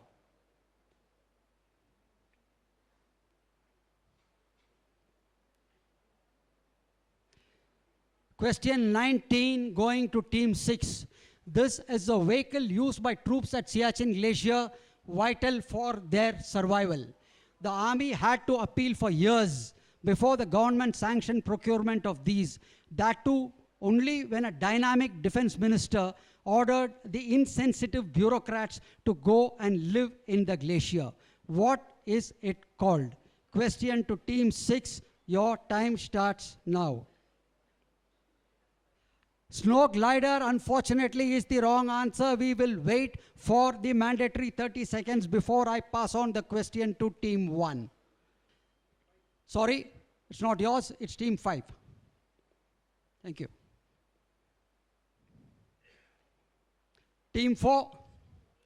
Absolutely right. Snowmobile, snow scooter is the answer, picking up a very, very valuable 10 points in this neck-to-neck race. Snow scooter oblique snowmobile is the right answer.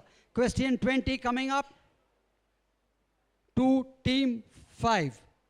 One of the pictures of the refugees from the erstwhile East Pakistan flooding into India during 1971 following the genocide unleashed by the Pakistan army against the people there, leading to the Bangladesh Liberation War undertaken by the Indian Armed Forces with the Bengali freedom fighters.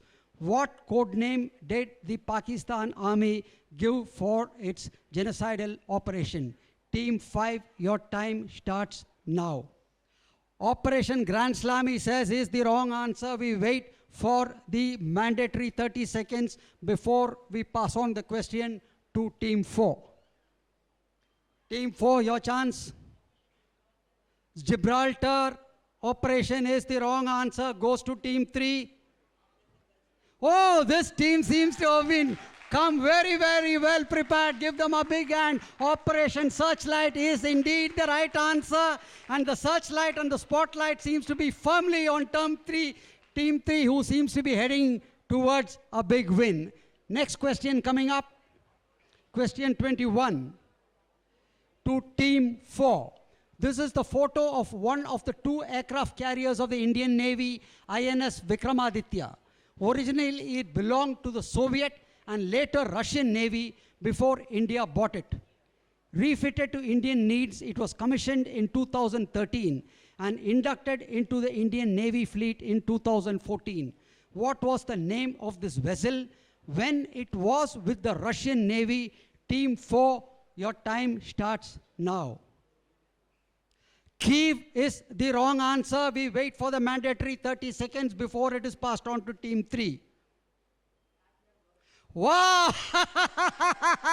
They seem to be riding a wave today. Admiral Gorshkov is indeed the right answer. Very, very well done, Team 3. Okay, question 22 coming up. Question 22 coming up to Team 3 again. Let's see if you get it. This is the picture of the Madras harbour after it was bombarded by a German cruiser during the First World War. What was the name of the German cruiser? Team 3, your time starts now. Whoa! Please give them a big hand. SMS Emden, bang on. Okay, a word about this word Emden. Most of those who are Tamilians here will generally know your grandparents refer to, grandkids who are very naughty and say, Periya Emden ave. That whole thing came up after the SMS Emden bombed Chennai. It was taken that anybody who's causing a lot of trouble came to be colloquially known as Emden. That is how this Tamil word Emden has come in. I just thought I'll pass it on as a piece of information. Question 23 coming up. To Team 2, the Indian Air Force used the Soviet-built transport aircraft on bombing missions over Pakistan during the 1971 Indo-Pak War. Identify the aircraft. Team 2, your time starts now. Audience, I request you to please keep quiet. Let the finalists concentrate, please. Hercules, it says, I'm afraid is the wrong answer. We wait for the mandatory 30 seconds before I pass on the question to Team 1.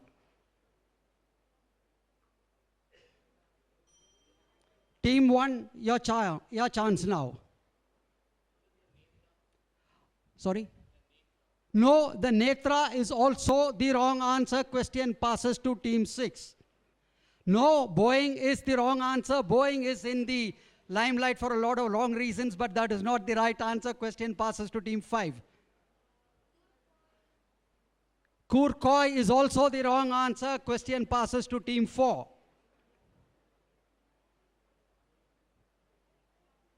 Pass. Question passes to Team 3. And 12. Oh! This team is really rocking it today. AN 12 is indeed the right answer. Very, very well done. Question 24 coming up. Question 24. Question 24 goes to Team 1. Students, may I request you to kindly keep silent. Volunteers, please tell them the finalist needs to concentrate. The Indian Air Force uses this helicopter for supply reinforcement and casualty evacuation missions, even to the world's highest helipad maintained by it at Post Sonam, 21,000 feet above sea level at the Siachen Glacier. Name this helicopter. Team 1, your time starts now. Sorry, he said HAL Dhruv, but that is not the right answer. The question passes to Team 6.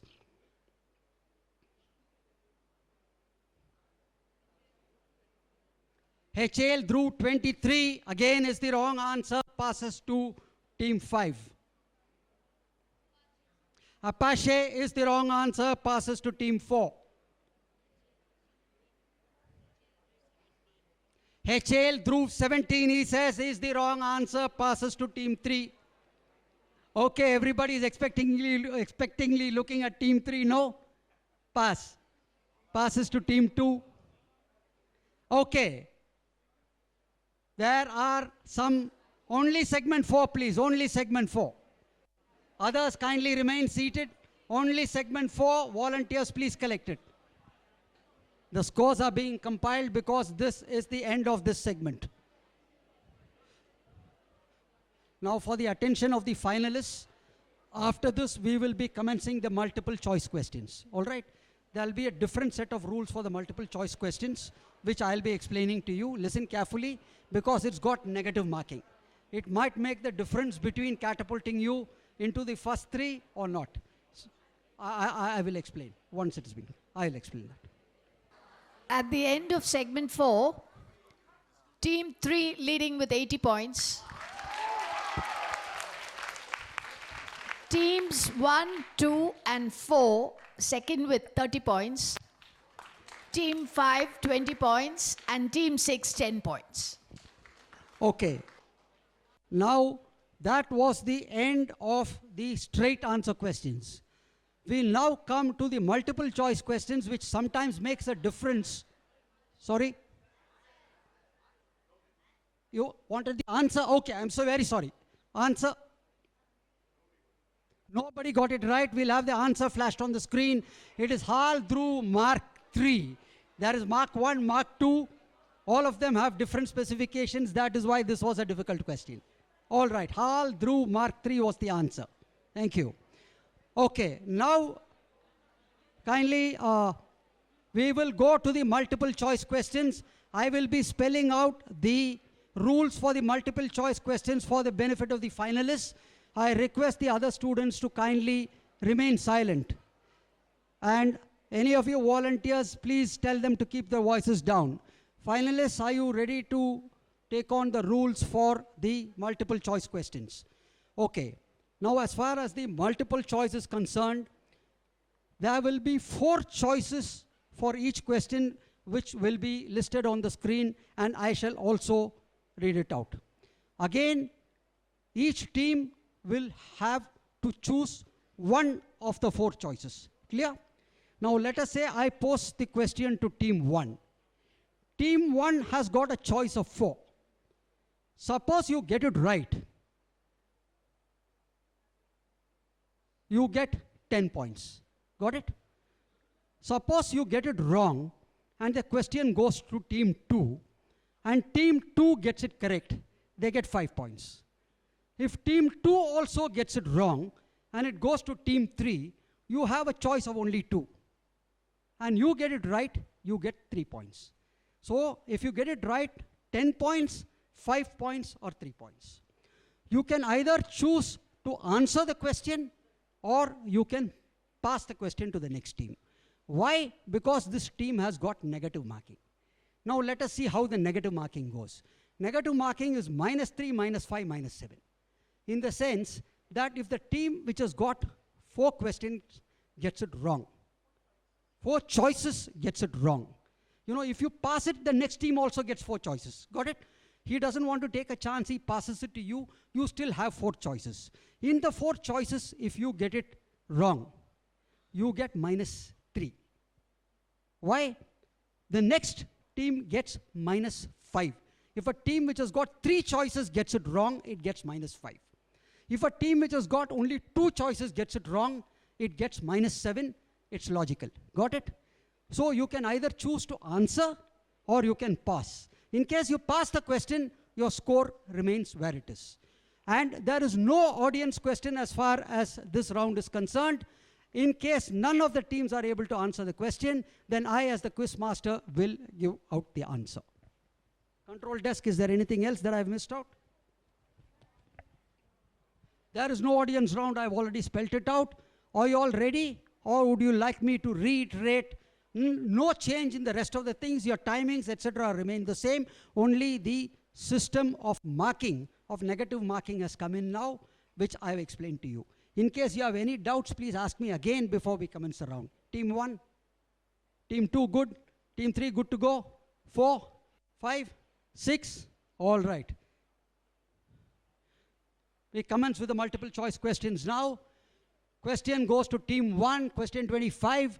In which country did a large contingent of Indian troops serve on a United Nations peacekeeping mission from 1960 to 1964 and is again engaged in a similar mission from 2006 onwards? Your choices are Korea, Somalia, Congo or Cambodia. Team 1, your time starts now. Yeah, they took a chance and they got it right. There was some discussion. Congo is indeed the right answer, picking up a very valuable 10 points. Next question coming up, question 26 to Team 2. Which of the following Northeast Indian states shunned their 20-year-old insurgency in 1986 and have since made tremendous progress, overtaking most other states in literacy and maintains a high Human Development Index rating? Is it Manipur, Mizoram, Nagaland or Assam? Team 2, your time starts now. Assam, I'm afraid, is the wrong answer. Passes to Team 3, who have got 3 choices. Yeah, they are really on a big ride today. They have got it right. And scorer, have you given them the appropriate marks for it? Okay, that is done. Going on to question 27. Question 27 coming up to team 3.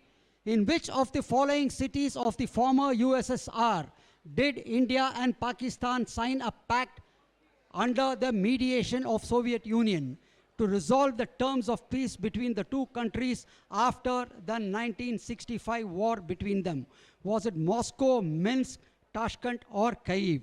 Team 3, your time starts now.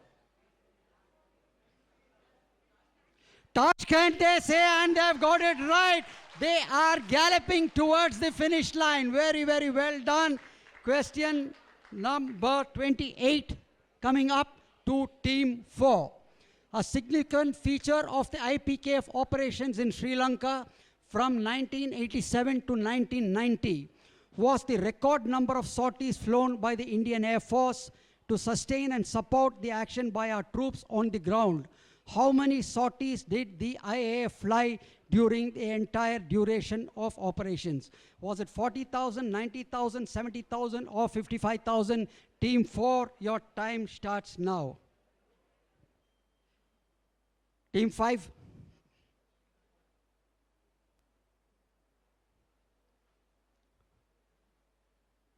Team 6.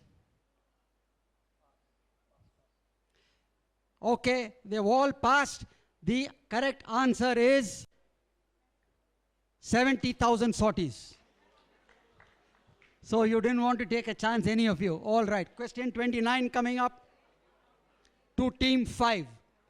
Which of the following Indian Navy vessels is a ballistic missile submarine? Is it Vikrant, Arigat, Sindhurashtra or Vishakhapatnam? Team 5, your time starts now. Request the audience to keep the volume down, please. Students, give them a chance to concentrate, please. Yes, it is for team 5.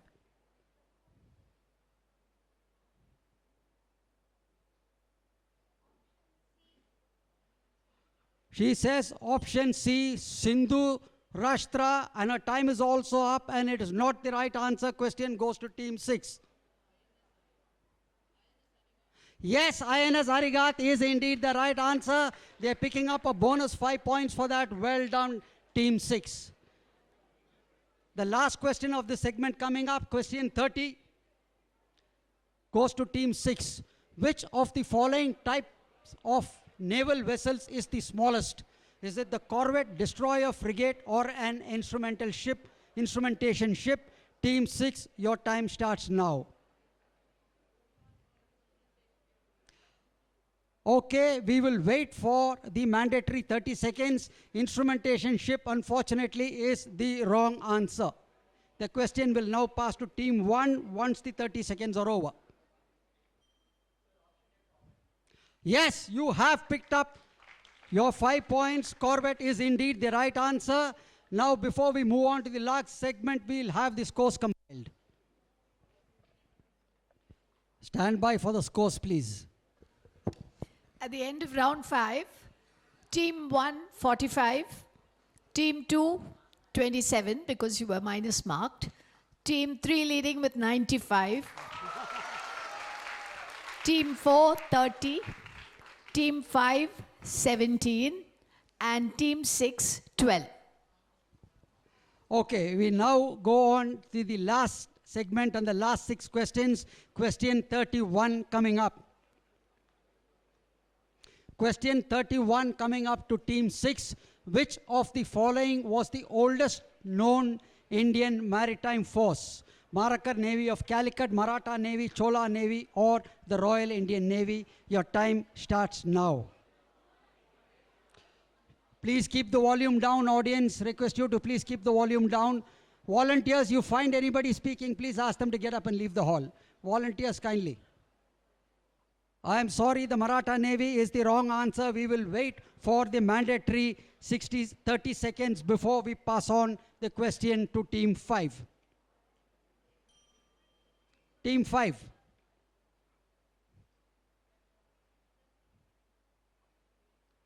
Option A, the Marakar Navy, is the wrong answer. Question passes to team 4.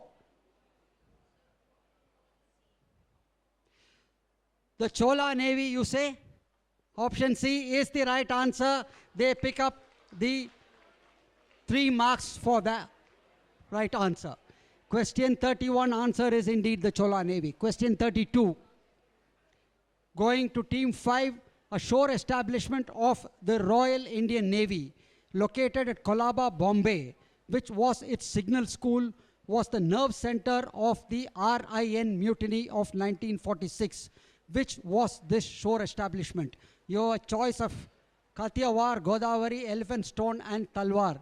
Team 5, your time starts now. Passes to team 4. He says HMIS Talwar and he is correct, and you do pick up your 5 points for that. Very, very well done. Question 33 coming up. To team 4.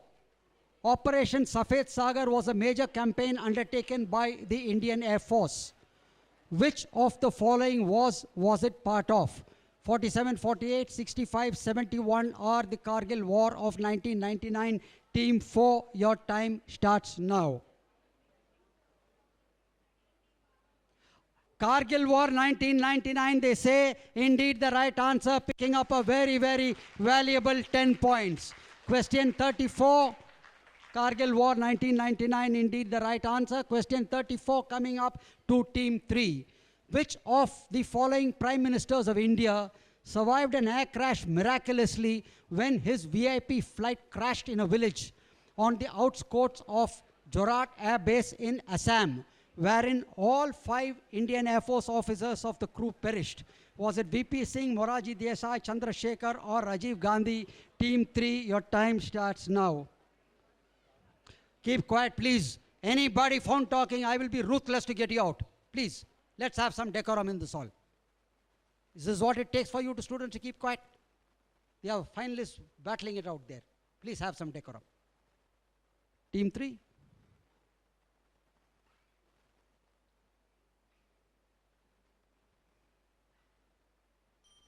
Team 2. Team 1.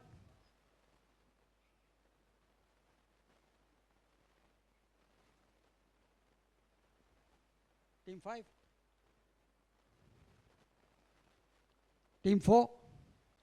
Everybody has passed. We'll have the answer coming up. It is Moraji Desai. Okay. Question 35, last but one question coming up. To team 2. In 1962, AMX-13 light tanks of the Indian Army were transported to a high-altitude airfield in Ladakh by the Indian Air Force using AN-12 aircraft to secure flat approaches from Tibet against Chinese tanks breaking through. Which was this airfield? Was it Nubra, Demchok, Chishul or Neoma? T2, your time starts now. Absolutely right, picking up 10 points. Chushul is indeed the right answer. And the last question of the quiz coming up, and the question goes to team 1. Which of the following aircraft is no more in service with the Indian Air Force? Sukhoi 30, Jager, Hawker Hunter or Mirage 2000? Option C, Hawker Hunter, absolutely on the dot, picking up 10 marks for that. And with this, we come to the end of the quiz. Very well participated, all of you. We will now wait for the scores to be read out. And while the scores are being compiled, in about 2 minutes, I will give you a very, very interesting episode about the Chushul airfield and how the Chushul airfield came to be built, and then you will understand as to what is the kind of life that happens on the borders. It was the year 1951, and Colonel Pai Singh was his name. He was in charge of the entire sector, and there was something happening in the border at Chushul. So when he wanted reinforcements, he had only a company there. He spoke to his GOC, who was in Srinagar, and asked for reinforcements to be sent to him. One company of a Sikh regiment was sent, and it took them 1,000 ponies. They were airdropped at a place called Baltal. They force marched 200 miles. They started on 2nd of August and finally reached that place on 25th of August 1951. This was the kind of communications which existed then. When he realized to get reinforcements over such a long distance, he then requested Air Commodore Arjun Singh, who later became the chief of our air staff, "Sir, we need to have an airfield here so that in an emergency you could land troops." He said, "Where will you find a flat piece of ground in this mountainous area?" He took it upon himself. He said, "I will carry out a reconnaissance with my people," and then he did this reconnaissance, and twice he almost died because he has to cross the Changla Pass, which was almost at about 19,000 feet. But he did find a place.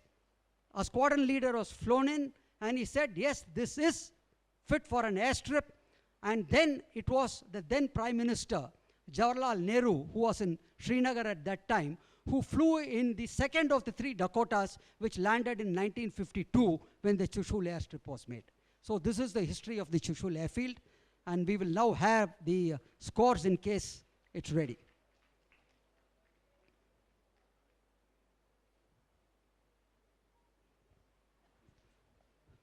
Okay, we will have the finalists now be seated in your own places, and we will call you up for the prizes when the prizes are announced. Very well done, Team 3, very well done. Yeah. May I request a few volunteers to come up to help? The first place goes to Team 7, DAV Matriculation School, with 95 points. Govindan and Tirupugal. Very well done. The second place goes to Team 77, DAV Boys Senior Secondary School, Gopalapuram, with 55 points. The third place goes to Army Public School with 48 points.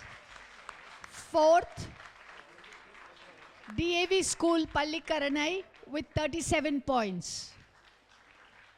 Then DAV SM Fomra School with 12 points, and DAV Girls Gopalapuram with 9 points.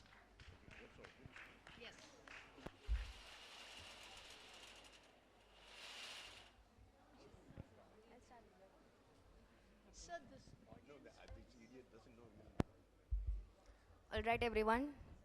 I request you to settle down in your seats.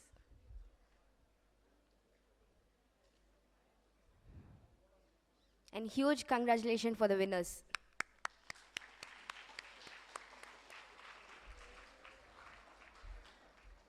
Before I welcome and introduce our chief guest of the day, let me extend a warm, very welcome to our guest of honor, Ms. Evgenia, ma'am. Social media manager of the Russian House in Chennai. Welcome, ma'am. I would also like to announce the presence of Venerable War Hero of Chennai, Colonel Krishnaswamy Veer Chakra. So proud to welcome you, sir.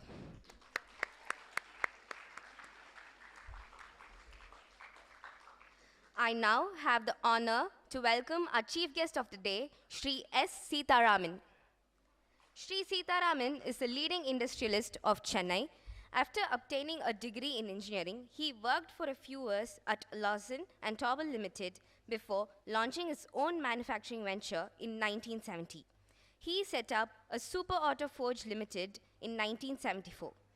This firm has grown now into a large manufacturing enterprise, exploring over 1,800 persons and having sales of over rupees 1,600 crores, with 80% of its sales being exported to auto manufacturers in USA and Europe. He has successfully transferred the business to the second generation. Shri Sitaraman, along with Ms. Radha Sitaraman, is now actively engaged in many philanthropic activities through their family trust. Incidentally, his company, Super Auto Forge, is the principal sponsor of the events conducted by Colors of Glory Foundation for the last 4 years.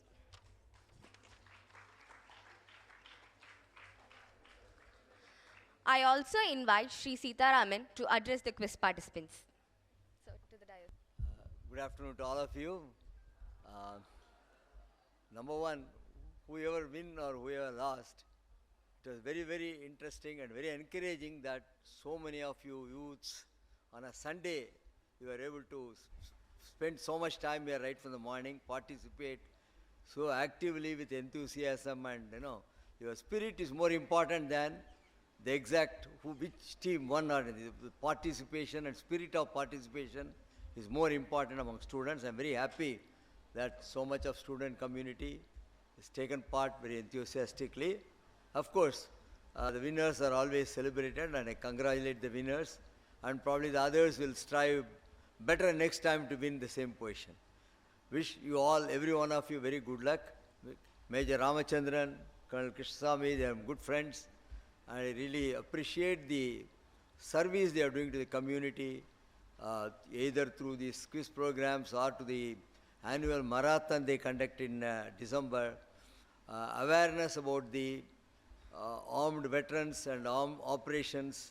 They are all unsung heroes. We are safe somewhere, buttressed in a city. We don't go through, face any hassles just because there are people like them who protect us at the border. And we should be ever thankful to the veterans and the current Army personnel, Army, Navy, Air Force personnel who protect us from all the attacks from enemies and also a peaceful conduct of our business in this country. So once again, I thank you all for taking this extra effort in making youths aware of our past armed history, as well as I saw that up to date, even you have covered this Operation Sindoor in your questions. So it's very nice that the students are made to aware of what's happening in the country. I wish these programs continue, and I wish all the students the very best in your career, and good luck to you all. Good luck.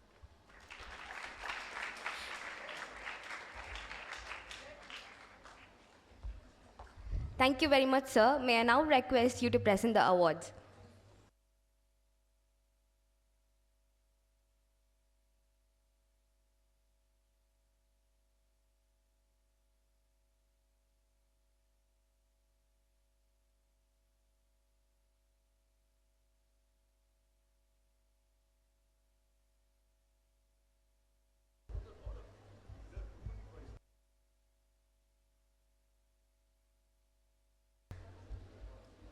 While the prizes have been prepared, I request Captain Ramachandran to present a memento to our guest of honors.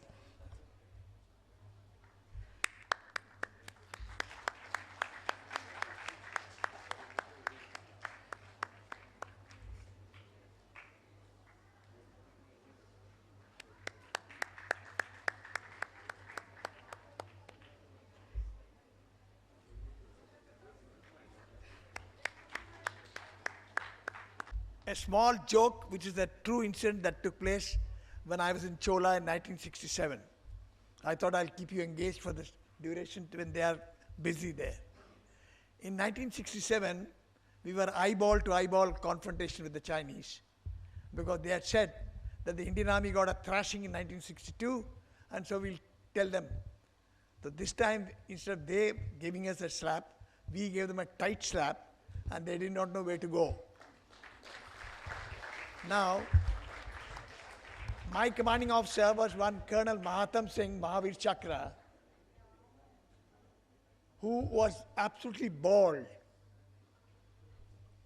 He rose from the ranks as a sepoy, and he became the commanding officer. He was such a tough man that in the icy cold of Chola Pass, there used to be a lake called Chola Lake. He used to break the ice with his mug, porcelain mug, sit down in the morning, have a bath. The Chinese used to be aghast. Who's this person? So when I was there, the company commander, they asked me, who's this old man? So he said, that old man is our Mao Zedong. You understand what I mean? Mao Zedong was their leader was also bald. But he never had these guts to come and have a bath in the Chola lake. So our Indian Mao Zedong used to have a bath in the cold water, and they kept quiet after that. Thank you.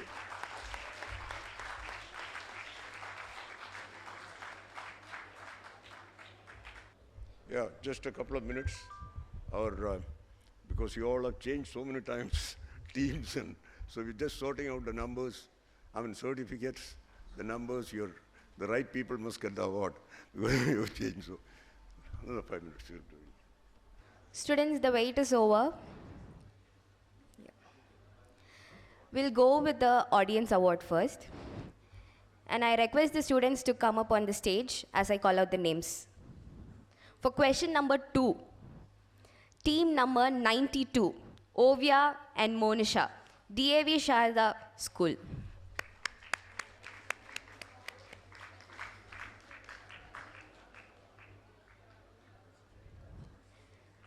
For the same question 2, team number 81, Yashini and Danya, DAV Bell School.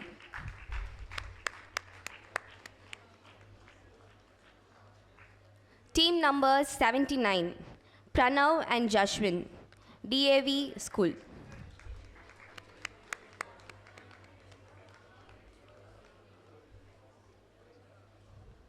For question number 12, team number 93, Devashwini Kumar and Sanshay Prabhu.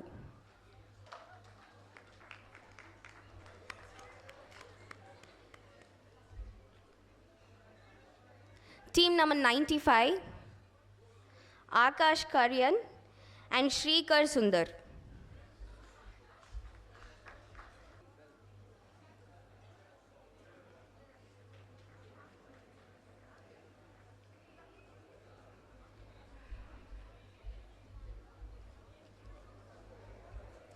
And next we'll move on to the merit awards. There are 11 teams and there is no specific order in this.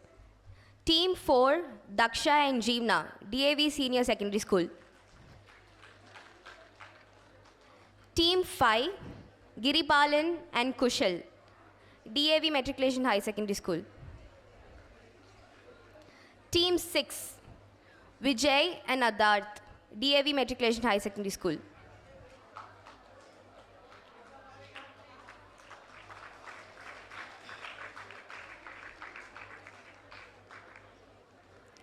Team 17, Rohan and Ayush, Army Public School.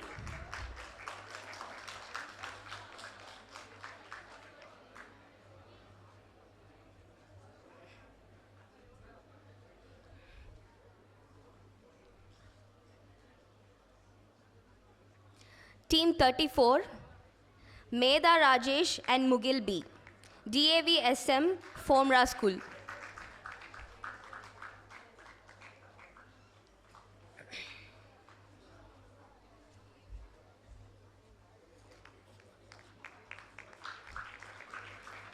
Team 35, Sri Lakshmi and Balaji, DAV SM Fomra School.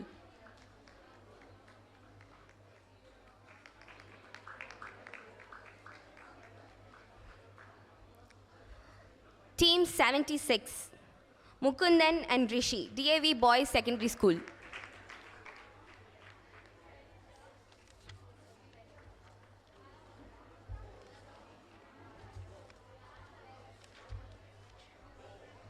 Team 93, Devanshi Kumar and Bala Vidya Mandir School.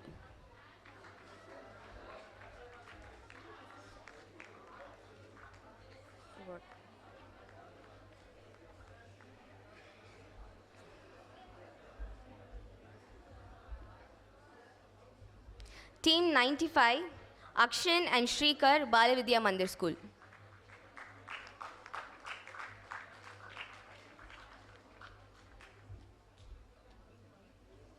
Team 94, Diya Shankar and Roshan Aditya, Bala Vidya Mandir School.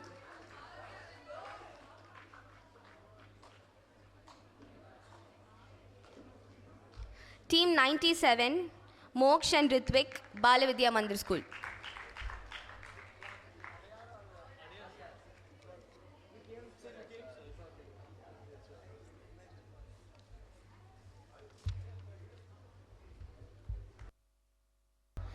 Now we'll move on to the final list. There are top 6 positions. In the 6th position, with 9 points, we have DAV Girls Gopalapuram, Ananya and Shavi Singh. I request everyone to give an applause for the winners.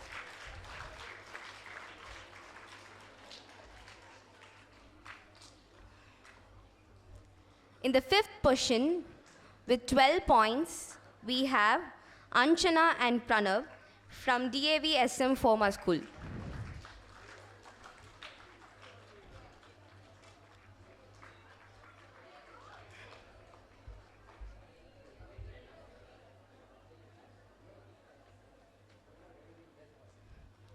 In the 4th position, with 37 points, we have Tejashwini and Hasni, DAV School, Palikarnai.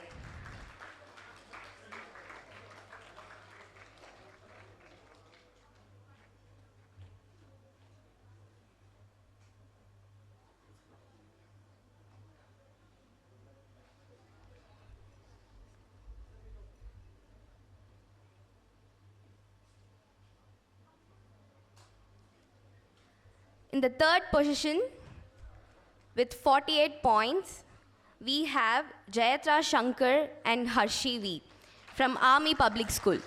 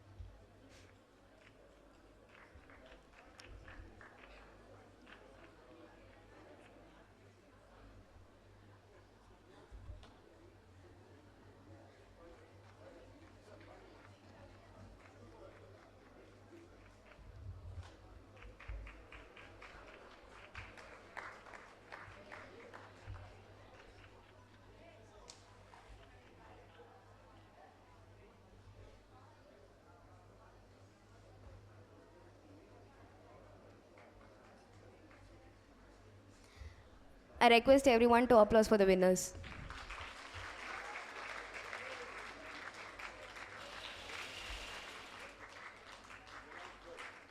Third.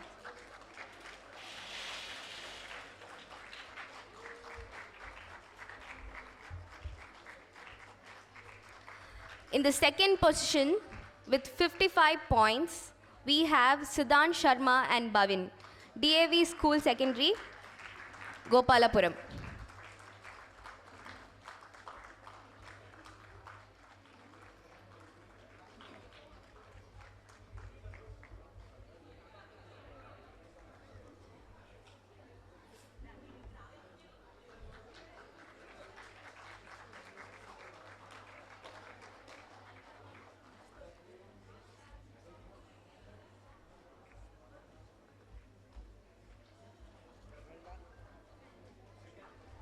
Second.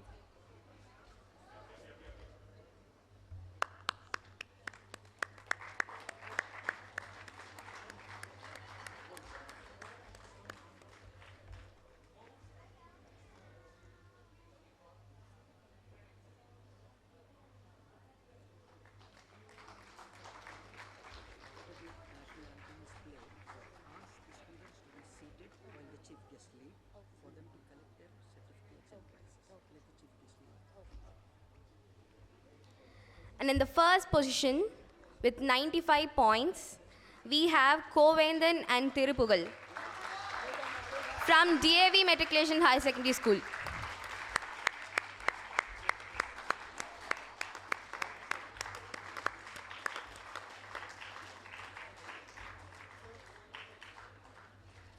I request the students to be seated in their places. You guys will be having the participation award after the prizes. So please seat it in the places.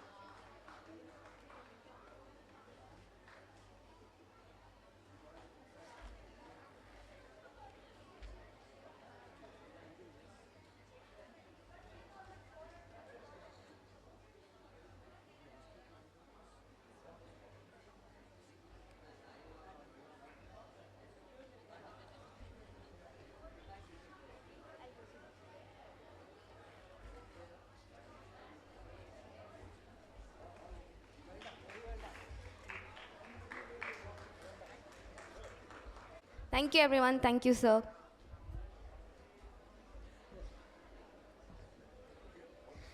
Sir, next is the. You'll be introducing the team. Yeah, I'll introduce. Yeah, request, so you do that.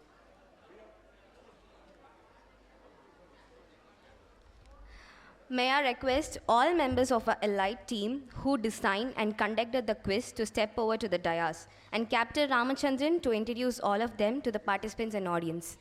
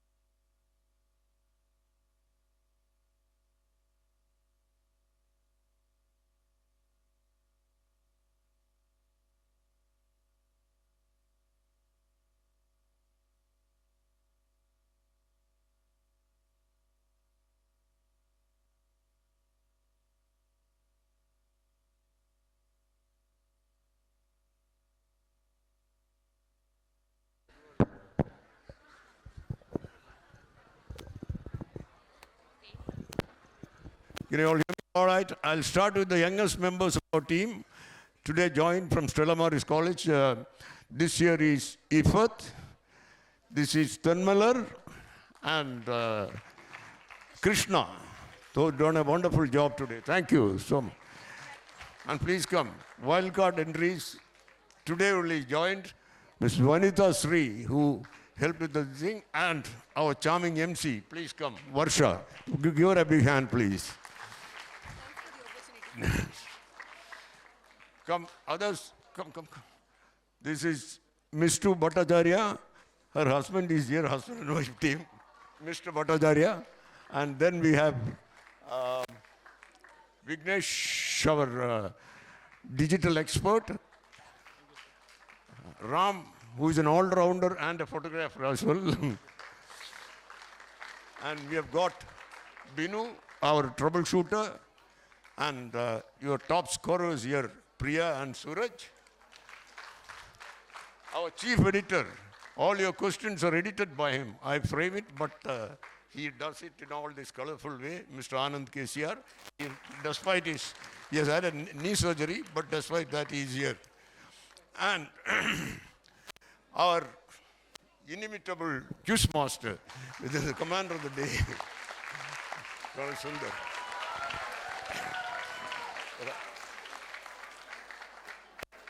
You're so popular.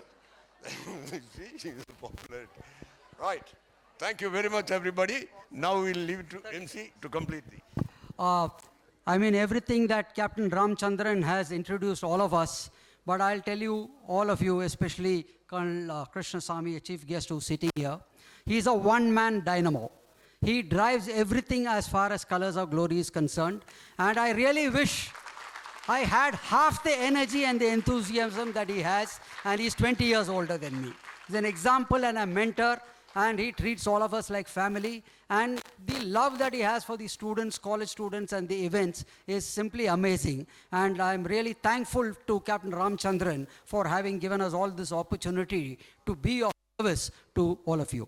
This is, I mean, always he introduces and steps into the background. So I thought I'll take this opportunity to thank you, sir, for everything that you've done for us and the community. Thank you, sir.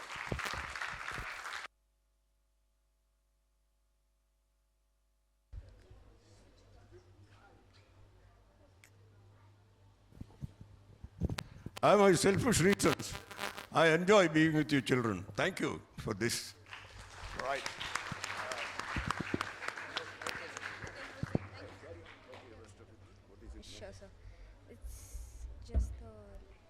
With this coming to an end, you thank all the schools.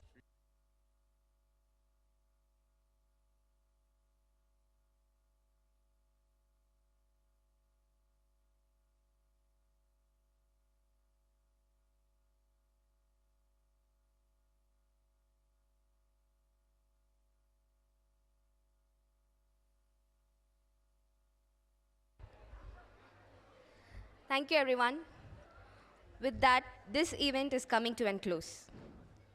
On behalf of Colors of Glory Foundation, I thank all the participants of the quiz. We hope you all enjoy the event and look forward to many participating in as future. I also thank the teachers and parents who were kind enough to join us today. And a special thanks to principal and teachers of the following schools in the city for taking the initiative to organize the participants from their schools into teams and doing bulk registration or encouraging and enthusiastic students for their schools to participate. The Grove School, Alvapet, DAV School for Girls, Gopalapuram, DAV School for Boys, Gopalapuram, DAV School, Palikaranai,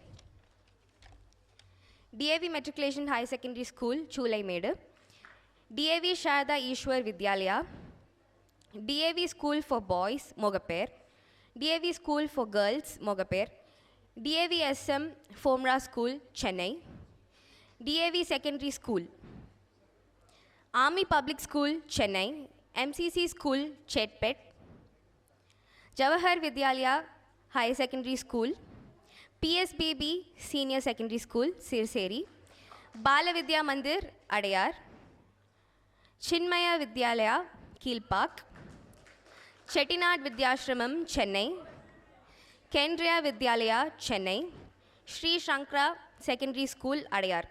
And a very, very special thanks to the management and staff of DAV Bell School, Ranipet, for bringing their teams all the way to Chennai. Give them a big hand, please.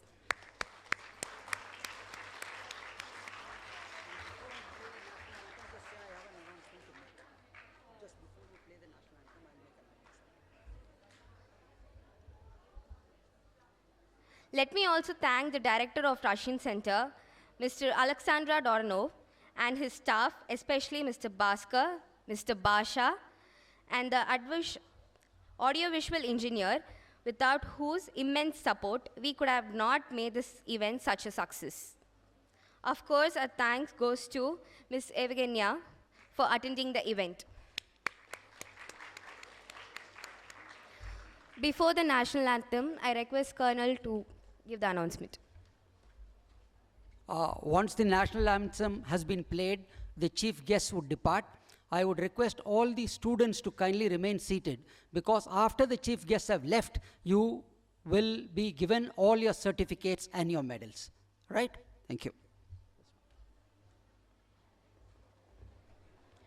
I request everyone to please rise up for the national anthem.